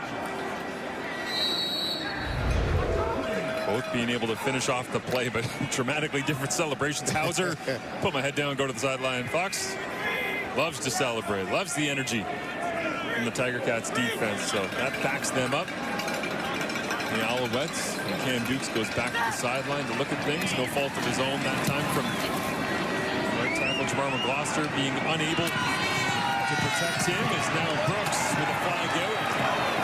It's pushed out of bounds at the Montreal 50-yard line. Julian Hauser, multi-sport athlete, super athletic, signs back in Hamilton after a trip to Calgary free agency and makes the big play here in Montreal. With the Buffalo Bills is now streaming only on Crave. Have you been watching, Mark? Have I been watching? Have you stopped watching? I can't stop. I crave it. I know you love you some Bills. Just a short trip down the road. Levi Mitchell, pressure off from the wall. Uguak, and Kenny Lawler had to jump backwards. Try and make that grab. Stretched out those long arms of 89, but just couldn't hang on. I get another look. Right here, ball just a little bit to the inside. As you see the reaction of Davis Alexander on the sidelines, there has been a lot of interaction between he and Kenny Lawler over the course of this ball game. Little chatter. I don't think Davis is doing himself any favors in signing Kenny Lawler in future free agencies here today. As this time, Lawler in between traffic, and it's dropped. And a little fuel to the fire for Davis Alexander, trying to fire up the Montreal sideline here, trailing 16-9. Yeah, this one in traffic, a few waving arms right in front of the ball. Just before it gets there, you saw the distraction of Tyrese Beverett, and Lawler just unable to pull it in.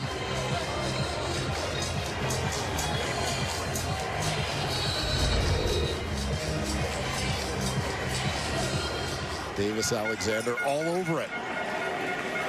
Game day intensity, whether he's playing or not. Well, coming into today, there's a lot of matchups that I could have predicted would be really intense. I didn't think Davis Alexander versus Kenny Lawler was going to be one of them we'd be talking about, but here we are in the 4th quarter with a 42-yard punt that drops down to James Letcher Jr. And with Alexander sidelined and still out, looks like James Morgan will come off the sideline. So did Cam Dukes get his one-and-done opportunity on the last drive. We continue to spin the roulette wheel here of Alouettes quarterbacks.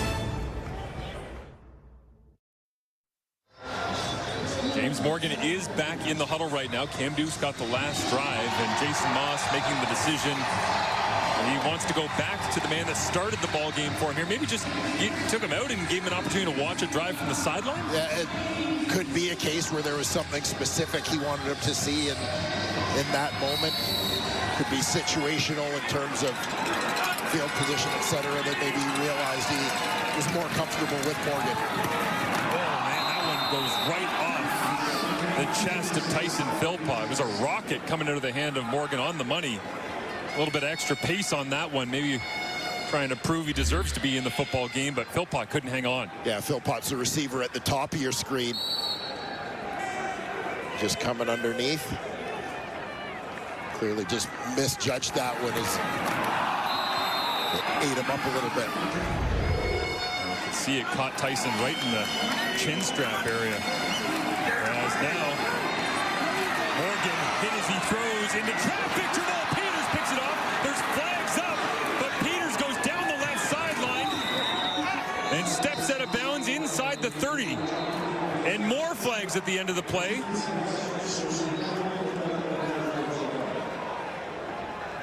As all sorts of battles going on between these two East Division rivals, and the last time they'll see each other until the playoffs.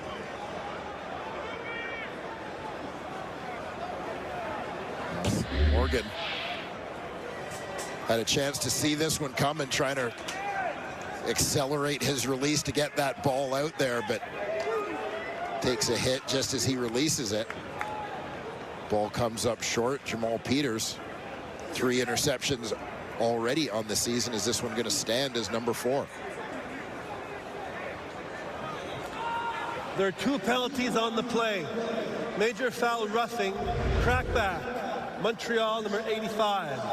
We got a second penalty for misconduct, 10-yard penalty, Montreal. We're going to go up 25 yards from the end of the play. It's going to be first down for Hamilton. Massive swing play.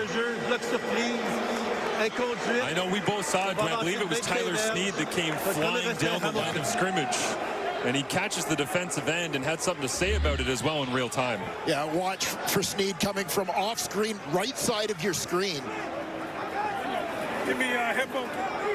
And just ear holes the defensive end, Osai. And again, here you'll see it, Sneed 85 coming into the picture. That outside in, wide side block.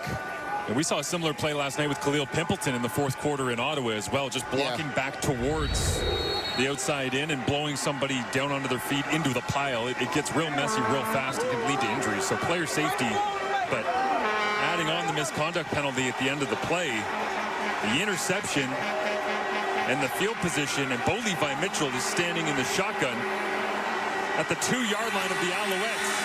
He hands it off to Greg Bell, lunges his way forward, and Hamilton extends their lead inside 5 minutes remaining here in the 4th. Nice reward for Greg Bell, who's had a strong day here in the Hamilton Tiger Cat offense. He in that running game, a big part of the story. We talk about Hamilton's aerial attack all the time.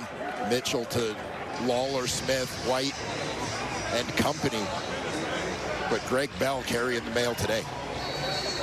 As you say, great reward for Greg Bell. He deserves it after the work he's put in, but also a morale boost for the Tiger Cats offensive line. They've struggled to run the football consistently throughout this year. There was no chance you were going to give that one to Bo and have him, throw a fade route to the back of the end zone for Kenny Lawler or something. That's based on the way that today has gone.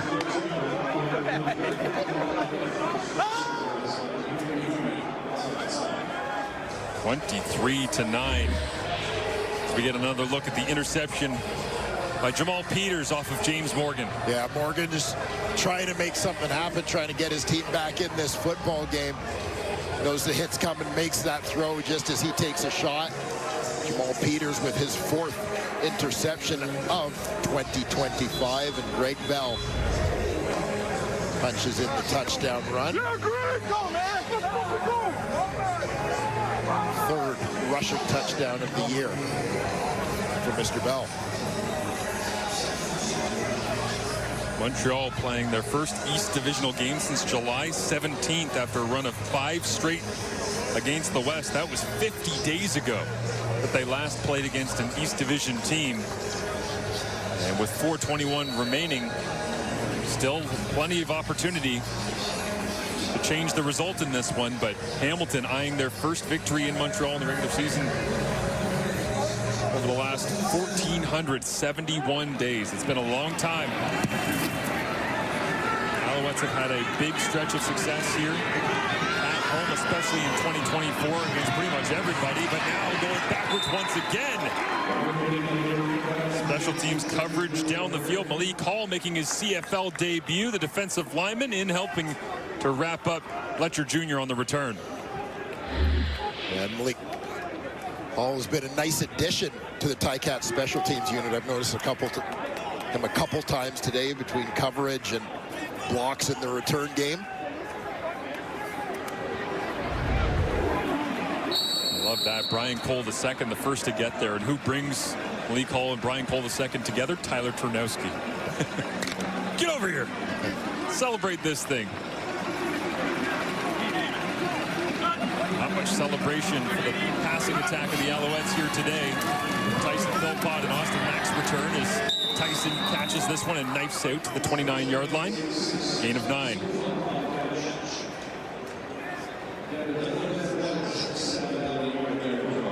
Alouettes. Got to feel at some point going to try and push that ball down the field a little bit, needing 2 scores. Tice rolls his way across the 35-yard line. As well, a gain of 7 and an Alouettes first down.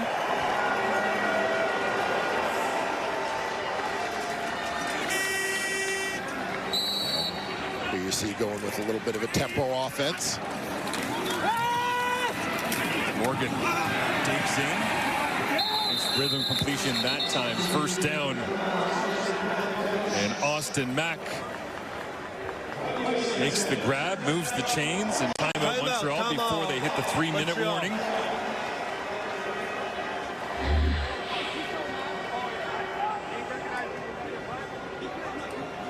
Austin Mack getting some late game touches in here in his return to the lineup. The 3:05, please.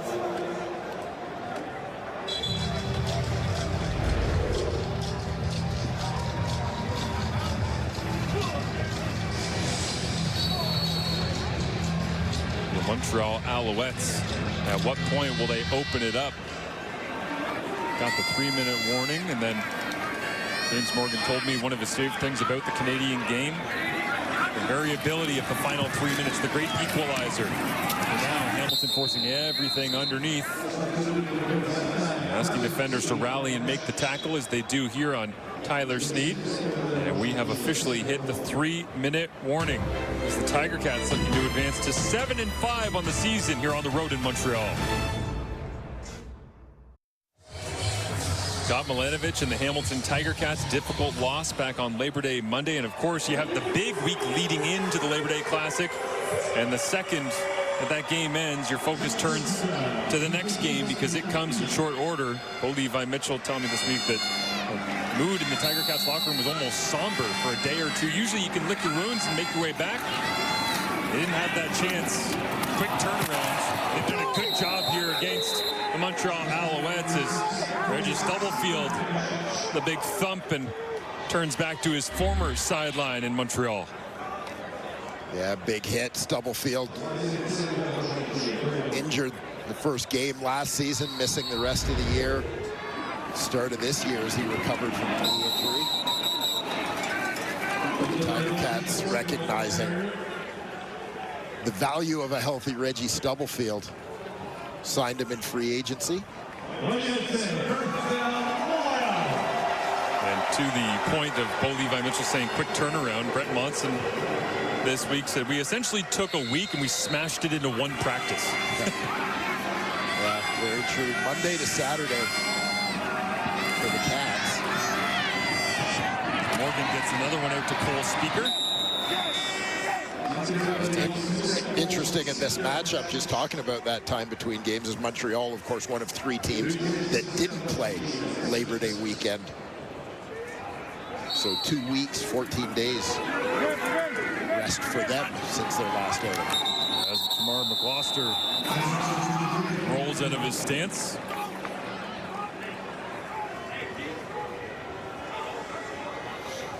But one of the questions I had coming into this football game for the Montreal Alouettes was, You know, we know their starting quarterback is still out, but would it be enough? Procedure, Montreal number 61. 5-yard penalty will replay second down. Procédure, Montréal numéro 61. On recule le 5 verges. On reprend le deuxième essai. Would it be enough, given all the players that they had coming back from injury, to provide support, provide help for the young quarterback, James Morgan, help this team overcome the absence of that man, Davis Alexander? I think they need Davis Alexander. I would agree, as Morgan gave it his best in the last couple of games, but this one looks like they'll signal incomplete. Oh no, do they actually say it's a catch? Yeah, they'll spot the football. And it'll be a first down, so a conversion on 2nd and long here for the Alouettes. Well, keeping their hopes alive. They're taking over a minute off the clock so far on this possession. Grab by Sneed. 10th play of the drive. Ball's out. Julian Hauser got his hand on it again, and it's still rolling around. And the big man, Fox, is all over it. Hamilton has possession.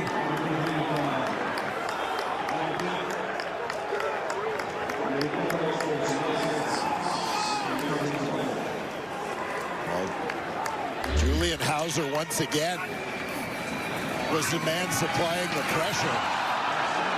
And Miles Fox reaps the reward. I believe it was Mario Kendricks who, as Jamar McGloster went down to recover the ball, punched it free in diving for it. There were a couple of assists from the other defensive lineman for Fox, who comes up with the fumble recovery. Julian Hauser feels like one of the more underrated players, perhaps, in the Canadian Football League, despite all of the statistical production he puts up. Rarely talks, just goes back to the sideline, sits. Not going to be on billboards all over town. But a heck of a player, and Hamilton extremely happy to have him back in their lineup. Hamilton takes a timeout, and a fumble recovery is the reward for Miles Fox chasing down the rock.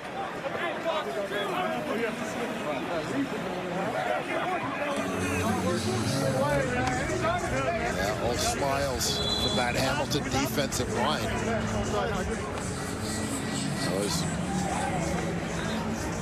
The updated standings. BC, at least the current standings, I should say, that the BC Lions sitting there when it comes to the crossover, the East Division. How it looks right now. Edmonton up against Calgary coming up as part of the doubleheader remaining after this football game is done in a couple of short minutes. And Greg Bell continues to add on to his day.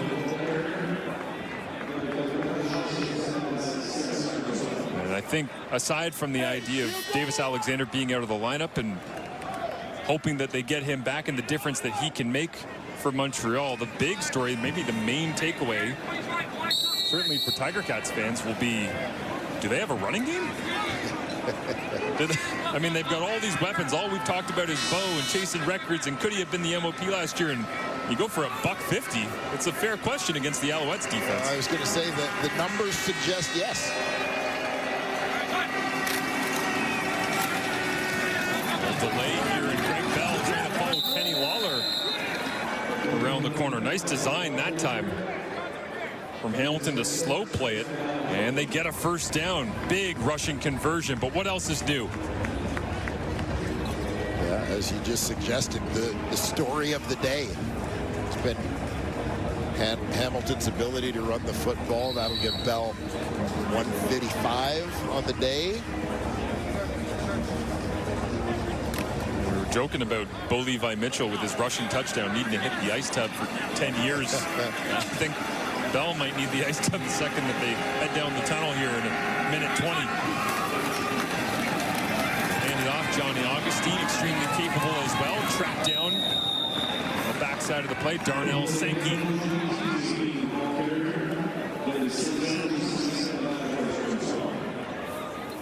Yeah, Ticats not quite able to get the edge on that. We got a timeout, Montreal.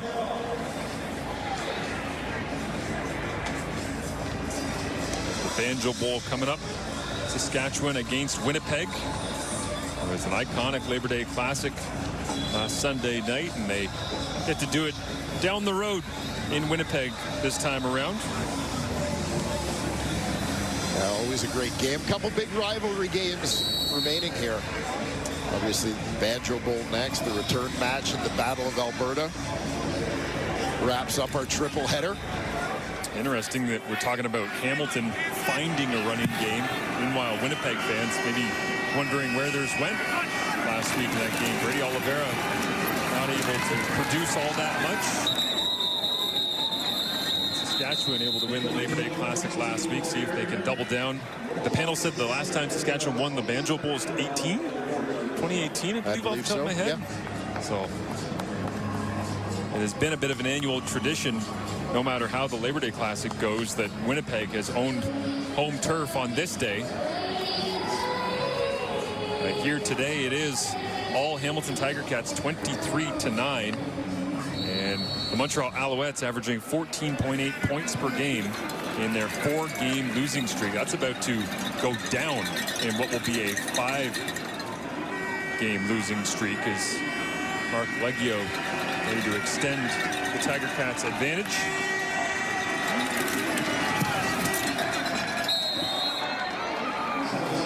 And the trend continues for the Hamilton Tiger Cats. 23 points or more in all but one game so far this season, and it was against those Saskatchewan Roughriders that will be playing in the Banjo Bowl coming up next. Well, so much of the Hamilton Tiger Cats game this season has been, we got to outscore people. And they have that ability, and you know, I mean, Montreal's thing in terms of winning football games, particularly given the injury woes that they have battled at quarterback, relying on their defense. You know, we got to shut people down, and it's not like 26 is a ton of points when you look at the Hamilton Tiger Cats. They're a team that has averaged 30.3 points a game. So, I mean, the Alouettes have held them under that average, but scoring just 9 points themselves. The story here in the world of CFL football. And a shake of the head from Austin Mack in his return. Some frustration as the Alouettes get set to go to 5-7 on the year. Their first 5-game losing streak for the Montreal franchise since 2018.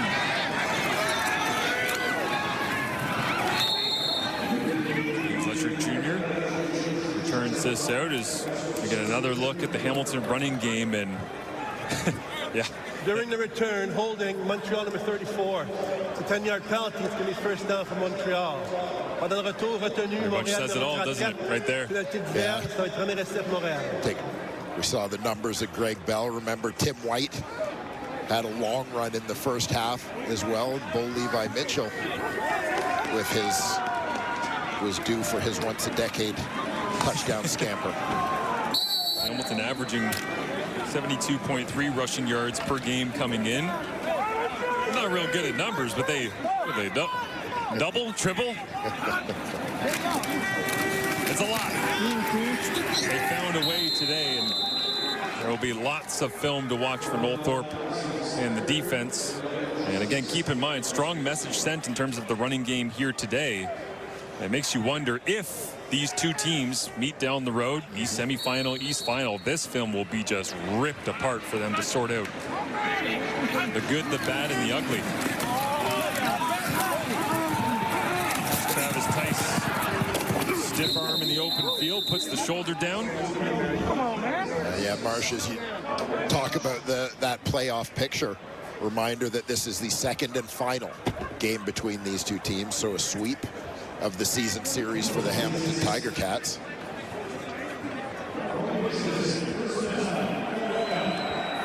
It felt like when the game was in the balance that in a 9-team league, perhaps two teams in the same division that only played twice is why it was so intense. Yeah. Why it got started so early. Tice gets another touch here, but the tightening down of the East Division is officially on. For so many years, it's been almost an annual tradition. Last year, East had great success against the West. This year, it's reverted back the other direction, and East Division teams, for the most part, kind of splitting their matchups. 2 games to 1 or 1 game to 1. And a spot now where there's no doubt the head-to-heads will feel like playoff games. And you know that Hamilton will want to get a victory against Toronto to settle that score from the Labor Day Classic on Monday. They'll play October 4th for the third and final time this season. And who knows, by that point, Toronto might be right there 1-2 with Hamilton in the division. Yeah. Yeah, we talked coming into this week about how things have tightened down in the East. You know, and the Montreal Alouettes, no doubt, looking over their shoulders with the Ottawa Red Blacks and Toronto Argonauts both having won their most recent outings. There's .2 on the clock officially here inside the stadium. And James Morgan will go back to the drawing board, try to sort out how to improve his game, work on some of the deficiencies as he gets one more completion to the outside, and Tyson Philpott takes his seat. And Dwayne, final thoughts on this one as Hamilton comes on the road, gets their 7th victory of the season, and finds a way to do it in a different manner than previously. Yeah, the Hamilton team that was maybe worried about short rest, quick turnaround after Labor Day, I think the opportunity to come and put in an effort like they did today, get that taste out of their mouth and leave this week with a positive, convincing win over the Montreal Alouettes in a big divisional matchup goes a long way. Well, fitting that Bo Levi Mitchell, first rushing touchdown in forever on a day where the Tiger Cats win in Montreal for the first time in over 1,400 days. Keep Super Saturday going. Send it back to the panel with Kate. All right, thank you very much, Marshall. Alongside Enoch Mwamba, Milt Stiegel, and we've got ourselves some problems in Montreal. Not here in Edmonton, though. Let me tell you about the weather right now. This is so incredible. Obviously, Commonwealth very quiet, but we're expecting a lot of Stampeder fans, who I saw, by the way, in the lobby this morning. So we know they're in town. They're getting excited for the Battle of Alberta, the rematch, and the Banjo Bowl also coming up, by the way. But as we look at these East standings right now, Hamilton, they snap their slide. Montreal falls to 5-7. They've now lost 5 straight games. And you got to love the fact that Toronto and then Ottawa with the win last night, they're right in it, both at 4-8. But when it comes to these Alouettes, as I said off the top, the biggest problem continues to be the quarterbacking situation. And look, we've had this debate numerous times. Back on July the 22nd, when we saw Davis Alexander go down, and then he got put on the 6th game, all of us said, did he go back in too early? Hamstrings are not things that we mess around with. I think all of us understand that. But when you look at what's happened with the injuries to Caleb Evans, to McLeod Bethel-Thompson, and then James Morgan could not perform, and then they put in Cameron Dukes, the fact that they can't score points on offense, Enoch, I mean, this is a little bit of a disastrous situation right now. Absolutely disastrous, Kate. You talk about the fact that, you know, they gave themselves a nice little boost at the beginning of the season, got themselves some wins, but is that going to be enough for them to hold on to being in playoff position down the stretch of the season here? But they have to find ways to score points, and that's the bottom line. It doesn't matter who's at quarterback. They have to do it together. We came into this game super excited about the fact that Austin Mack is back, about the fact that Tyson Philpott is back on the offense. But guess what? These guys need somebody to get the balls in their hands as well. And so there's no quarterback right now on their roster that's capable of doing that. They have to figure it out because this defense is doing an amazing job. But when you lose like this, you kind of don't even realize that. Milt Stiegel has never been wrong, but oh my goodness, I have to admit it. That is the most ridiculous thing I've Hold on, Kate. Hold on. I can't even let him continue. I can't even let him continue. Let him say it. That's it. I was wrong when I said they should have brought Davis Alexander. Make sure that we play that back. I'm sure Davis Sanchez loves to hear that right now. I'm sure he's gloating at home right now, but they were definitely wrong because right now they have no quarterback. I mean, I can step in and do what those quarterbacks have done in the last 5 games. They're averaging 14 points. And I know I asked you earlier, Enoch, about how defense feels about this, but I've been in this position before. I guarantee you, when you get in that locker room, those defensive players will be conversations. No, it's going to be those side-eye like, you better get this together, bro. We out here doing our thing, and we can't get any help. They gave up, 156 yards rushing? That's not a Noel Thorpe defense. Those guys are tired. They're exhausted. I think it was like 15 more minutes Hamilton was on the field than Montreal.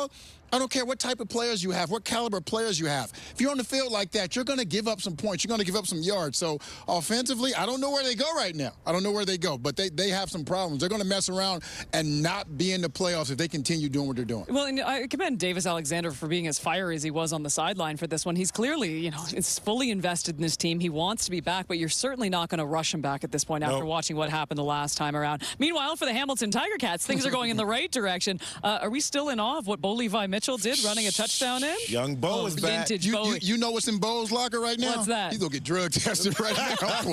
I mean, he's getting drug tested. I don't think Kenzie's going to ask that question, but here she is standing by with Bo. Well, Bo Levi, you are leaving Montreal with some good memories. A big win. Your team remains top of the East. What will you take away from this win here today? I think just proud of the defense, the way they played. Right, special teams, holding one of the best returns in the game, and then offensively, just the work up front from the O-line, giving me time. Really no pressure all day outside of the one sack. But, Greg, Johnny, Ante all running the ball, Tim running the ball. Just proud of the way the boys did. I think we had something, 230 rushing. Just proud of the way they played. And you running the ball, a rare sighting to run it in. Talk me through that moment. 1,000 career rushing yards. Slowest quarterback in the history to 1,000 career rushing yards.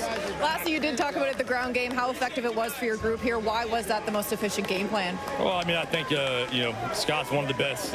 He understands the game, understands when the ball's wet, what to do. And, gave me shots early to put the ball down the field. You saw the one pick, right? The ball just come out terrible. And take the ones they give you, but sometimes you got to go out there, you got to win ugly, and we made that happen. Enjoy the win. All right, thank you, appreciate it. By the way, I had to give a shout out to our Davis Sanchez, who isn't here, but he just said, "You're the real one, number 85. No ego. You keep it going." There you go. And that was good of you, Mill. Yes. First time in a long time you've admitted you were wrong. Mill. First time ever. First time in a long time. First time in your entire life. Yeah, pretty much. First for everything. Yeah. Let's talk about this running game when it comes to the Hamilton Tiger Cats. I don't know where this came from, but this makes this team very dangerous. When you're looking at a guy, and Bo just spoke about him, like Greg Bell, and you're able to run 156 on the ground. And I get that Montreal's defense was so tired, but this is an aspect of Hamilton that we had been looking for a long time. This adds a whole other element to this offense. Absolutely. And you can tell Scott Milanovich made it an emphasis to get Greg Bell involved today. And he's tried to do it for a few weeks now, but today he put in different formations, different packages where you had an extra offensive lineman, an extra fullback in the game so that Greg Bell can get the ball, and he did an amazing job. And you know about his speed, but tonight what I was today was impressed with was his patience and obviously his acceleration as well. He put it out on display today. You look at this Hamilton Tiger Cats team right now, they look like they're figuring it all out. We knew about Bo Levi and Kenny Lawler, but now for them to add this element to their offense, they are going to be difficult to beat down the stretch. You look at what you're expecting to do down the stretch. If you really want to be a Grey Cup winning team, or at least get yourself to the Grey Cup, you want to have a balanced offense. You want to have a defense that's also making plays, but this is one of the things that was missing for this offense for sure. Opposing defensive coordinators are like, we got to deal with this now. How do we do it? They got Kenny Lawler, they got Smith, they got Bridges, you got Bo Levi Mitchell. Now you're getting your running game involved. That's going to be difficult for the stop. And I know they had a 3-game skid, but if they can continue doing this right here, they can do some great things. We know they haven't been able to run the ball, but the last couple of games they've been getting Greg Bell involved, and he's been producing. So that's going to go a long way, as you mentioned, Enoch, and his team have an opportunity to win the Grey Cup. Here is Kenzie standing by with Greg Bell. Well, Greg, you leave Montreal here with a career high, 156 yards and a touchdown. What'd you like most about your game here today? Just following my O-line, man. I got to give all the props to my O-line. They opened up holes, and I just ran through them and followed them. We look at how efficient the ground game was, whether it was you running, Bo Levi Mitchell got himself a nice running touchdown. How did that work for your group? It was great. We ran the ball hard and did what we had to do and got the victory. Look at the defensive side of the game. Hauser came up big with some sacks. What stood out to you most about this defense today? Hard-nosed football. Flying to the ball. They couldn't do nothing on offense, so hard-nosed football. Lastly, back in the win column, still at top of the East. What will you take from this win moving forward? Just keep our head down and keep working and keep getting wins. Best of luck. Thank you. Both running the ball, occasionally catching out of the backfield, but the ground game, I thought they really set the tone early. The offensive line. When it comes to the Hamilton Tiger Cats now and watching this victory, and you guys just spoke about it too. I mean, so you have this incredible receiving core all of a sudden. Your run game is going well. Bo's running in touchdowns out of nowhere. Your defense plays well. When you see the Hamilton Tiger Cats like this, and look, they come off that tough loss to the Toronto Argonauts. Are they the best team in the East right now? They absolutely are at this moment in time right now. They are the best team, and yes, this was a huge win. One, because you're playing against division team, but also these are the guys that were closest to them, and they separate themselves with this win right here, and they're giving themselves a boost. And obviously things are turning around, and there's, like you mentioned earlier, Milt, it's hard to defend this team. How do you attack this team? Where do you go? Do you bring pressure? Bo is going to decipher that. If you don't, you sit back and you make a light box, well, guess what? Greg Bell is going to handle the ball as well. So they are putting themselves in a great situation down the stretch of this season. I don't think it's a question that they are the top team. I think the question comes in, is Montreal the second best team, or has Ottawa and Toronto, because there is no Davis Alexander, have they surpassed them? And I think it's safe to say yes. Montreal in the last 5 games are scoring 14 points a game. You're not going to win. So if I'm saying who's the best in the East, it goes maybe Hamilton, Toronto, Ottawa, and Montreal is at the bottom. I know when you look at the standings, they're not there, but until they get Davis Alexander back, they're the worst team in the East right now. No, you know what? I couldn't agree more with that. And then I was going to say, too, when it comes to the Toronto Argonauts watching this game, I mean, this is now for the taking, is it not, too? Yeah, I mean, this is a team that at one point we're like, oh, my goodness, what are they going to do? They couldn't get Chad Kelly back. And all of a sudden, you're right there, Enoch. Absolutely. And they are putting points up. And you look at the game that happened last week, it's a big boost in confidence to be able to know that this is the best team in the East. We were able to beat them, so that means that we can actually have a chance in the East. Milt agrees. Very good. I agree. Milt, you know what this is? How have we not gotten you a banjo at this point, to be quite honest with you? We should get you your own drum line, too. Are we going back to Winnipeg? Oh, there's the banjo. I knew at some point. We're coming up next.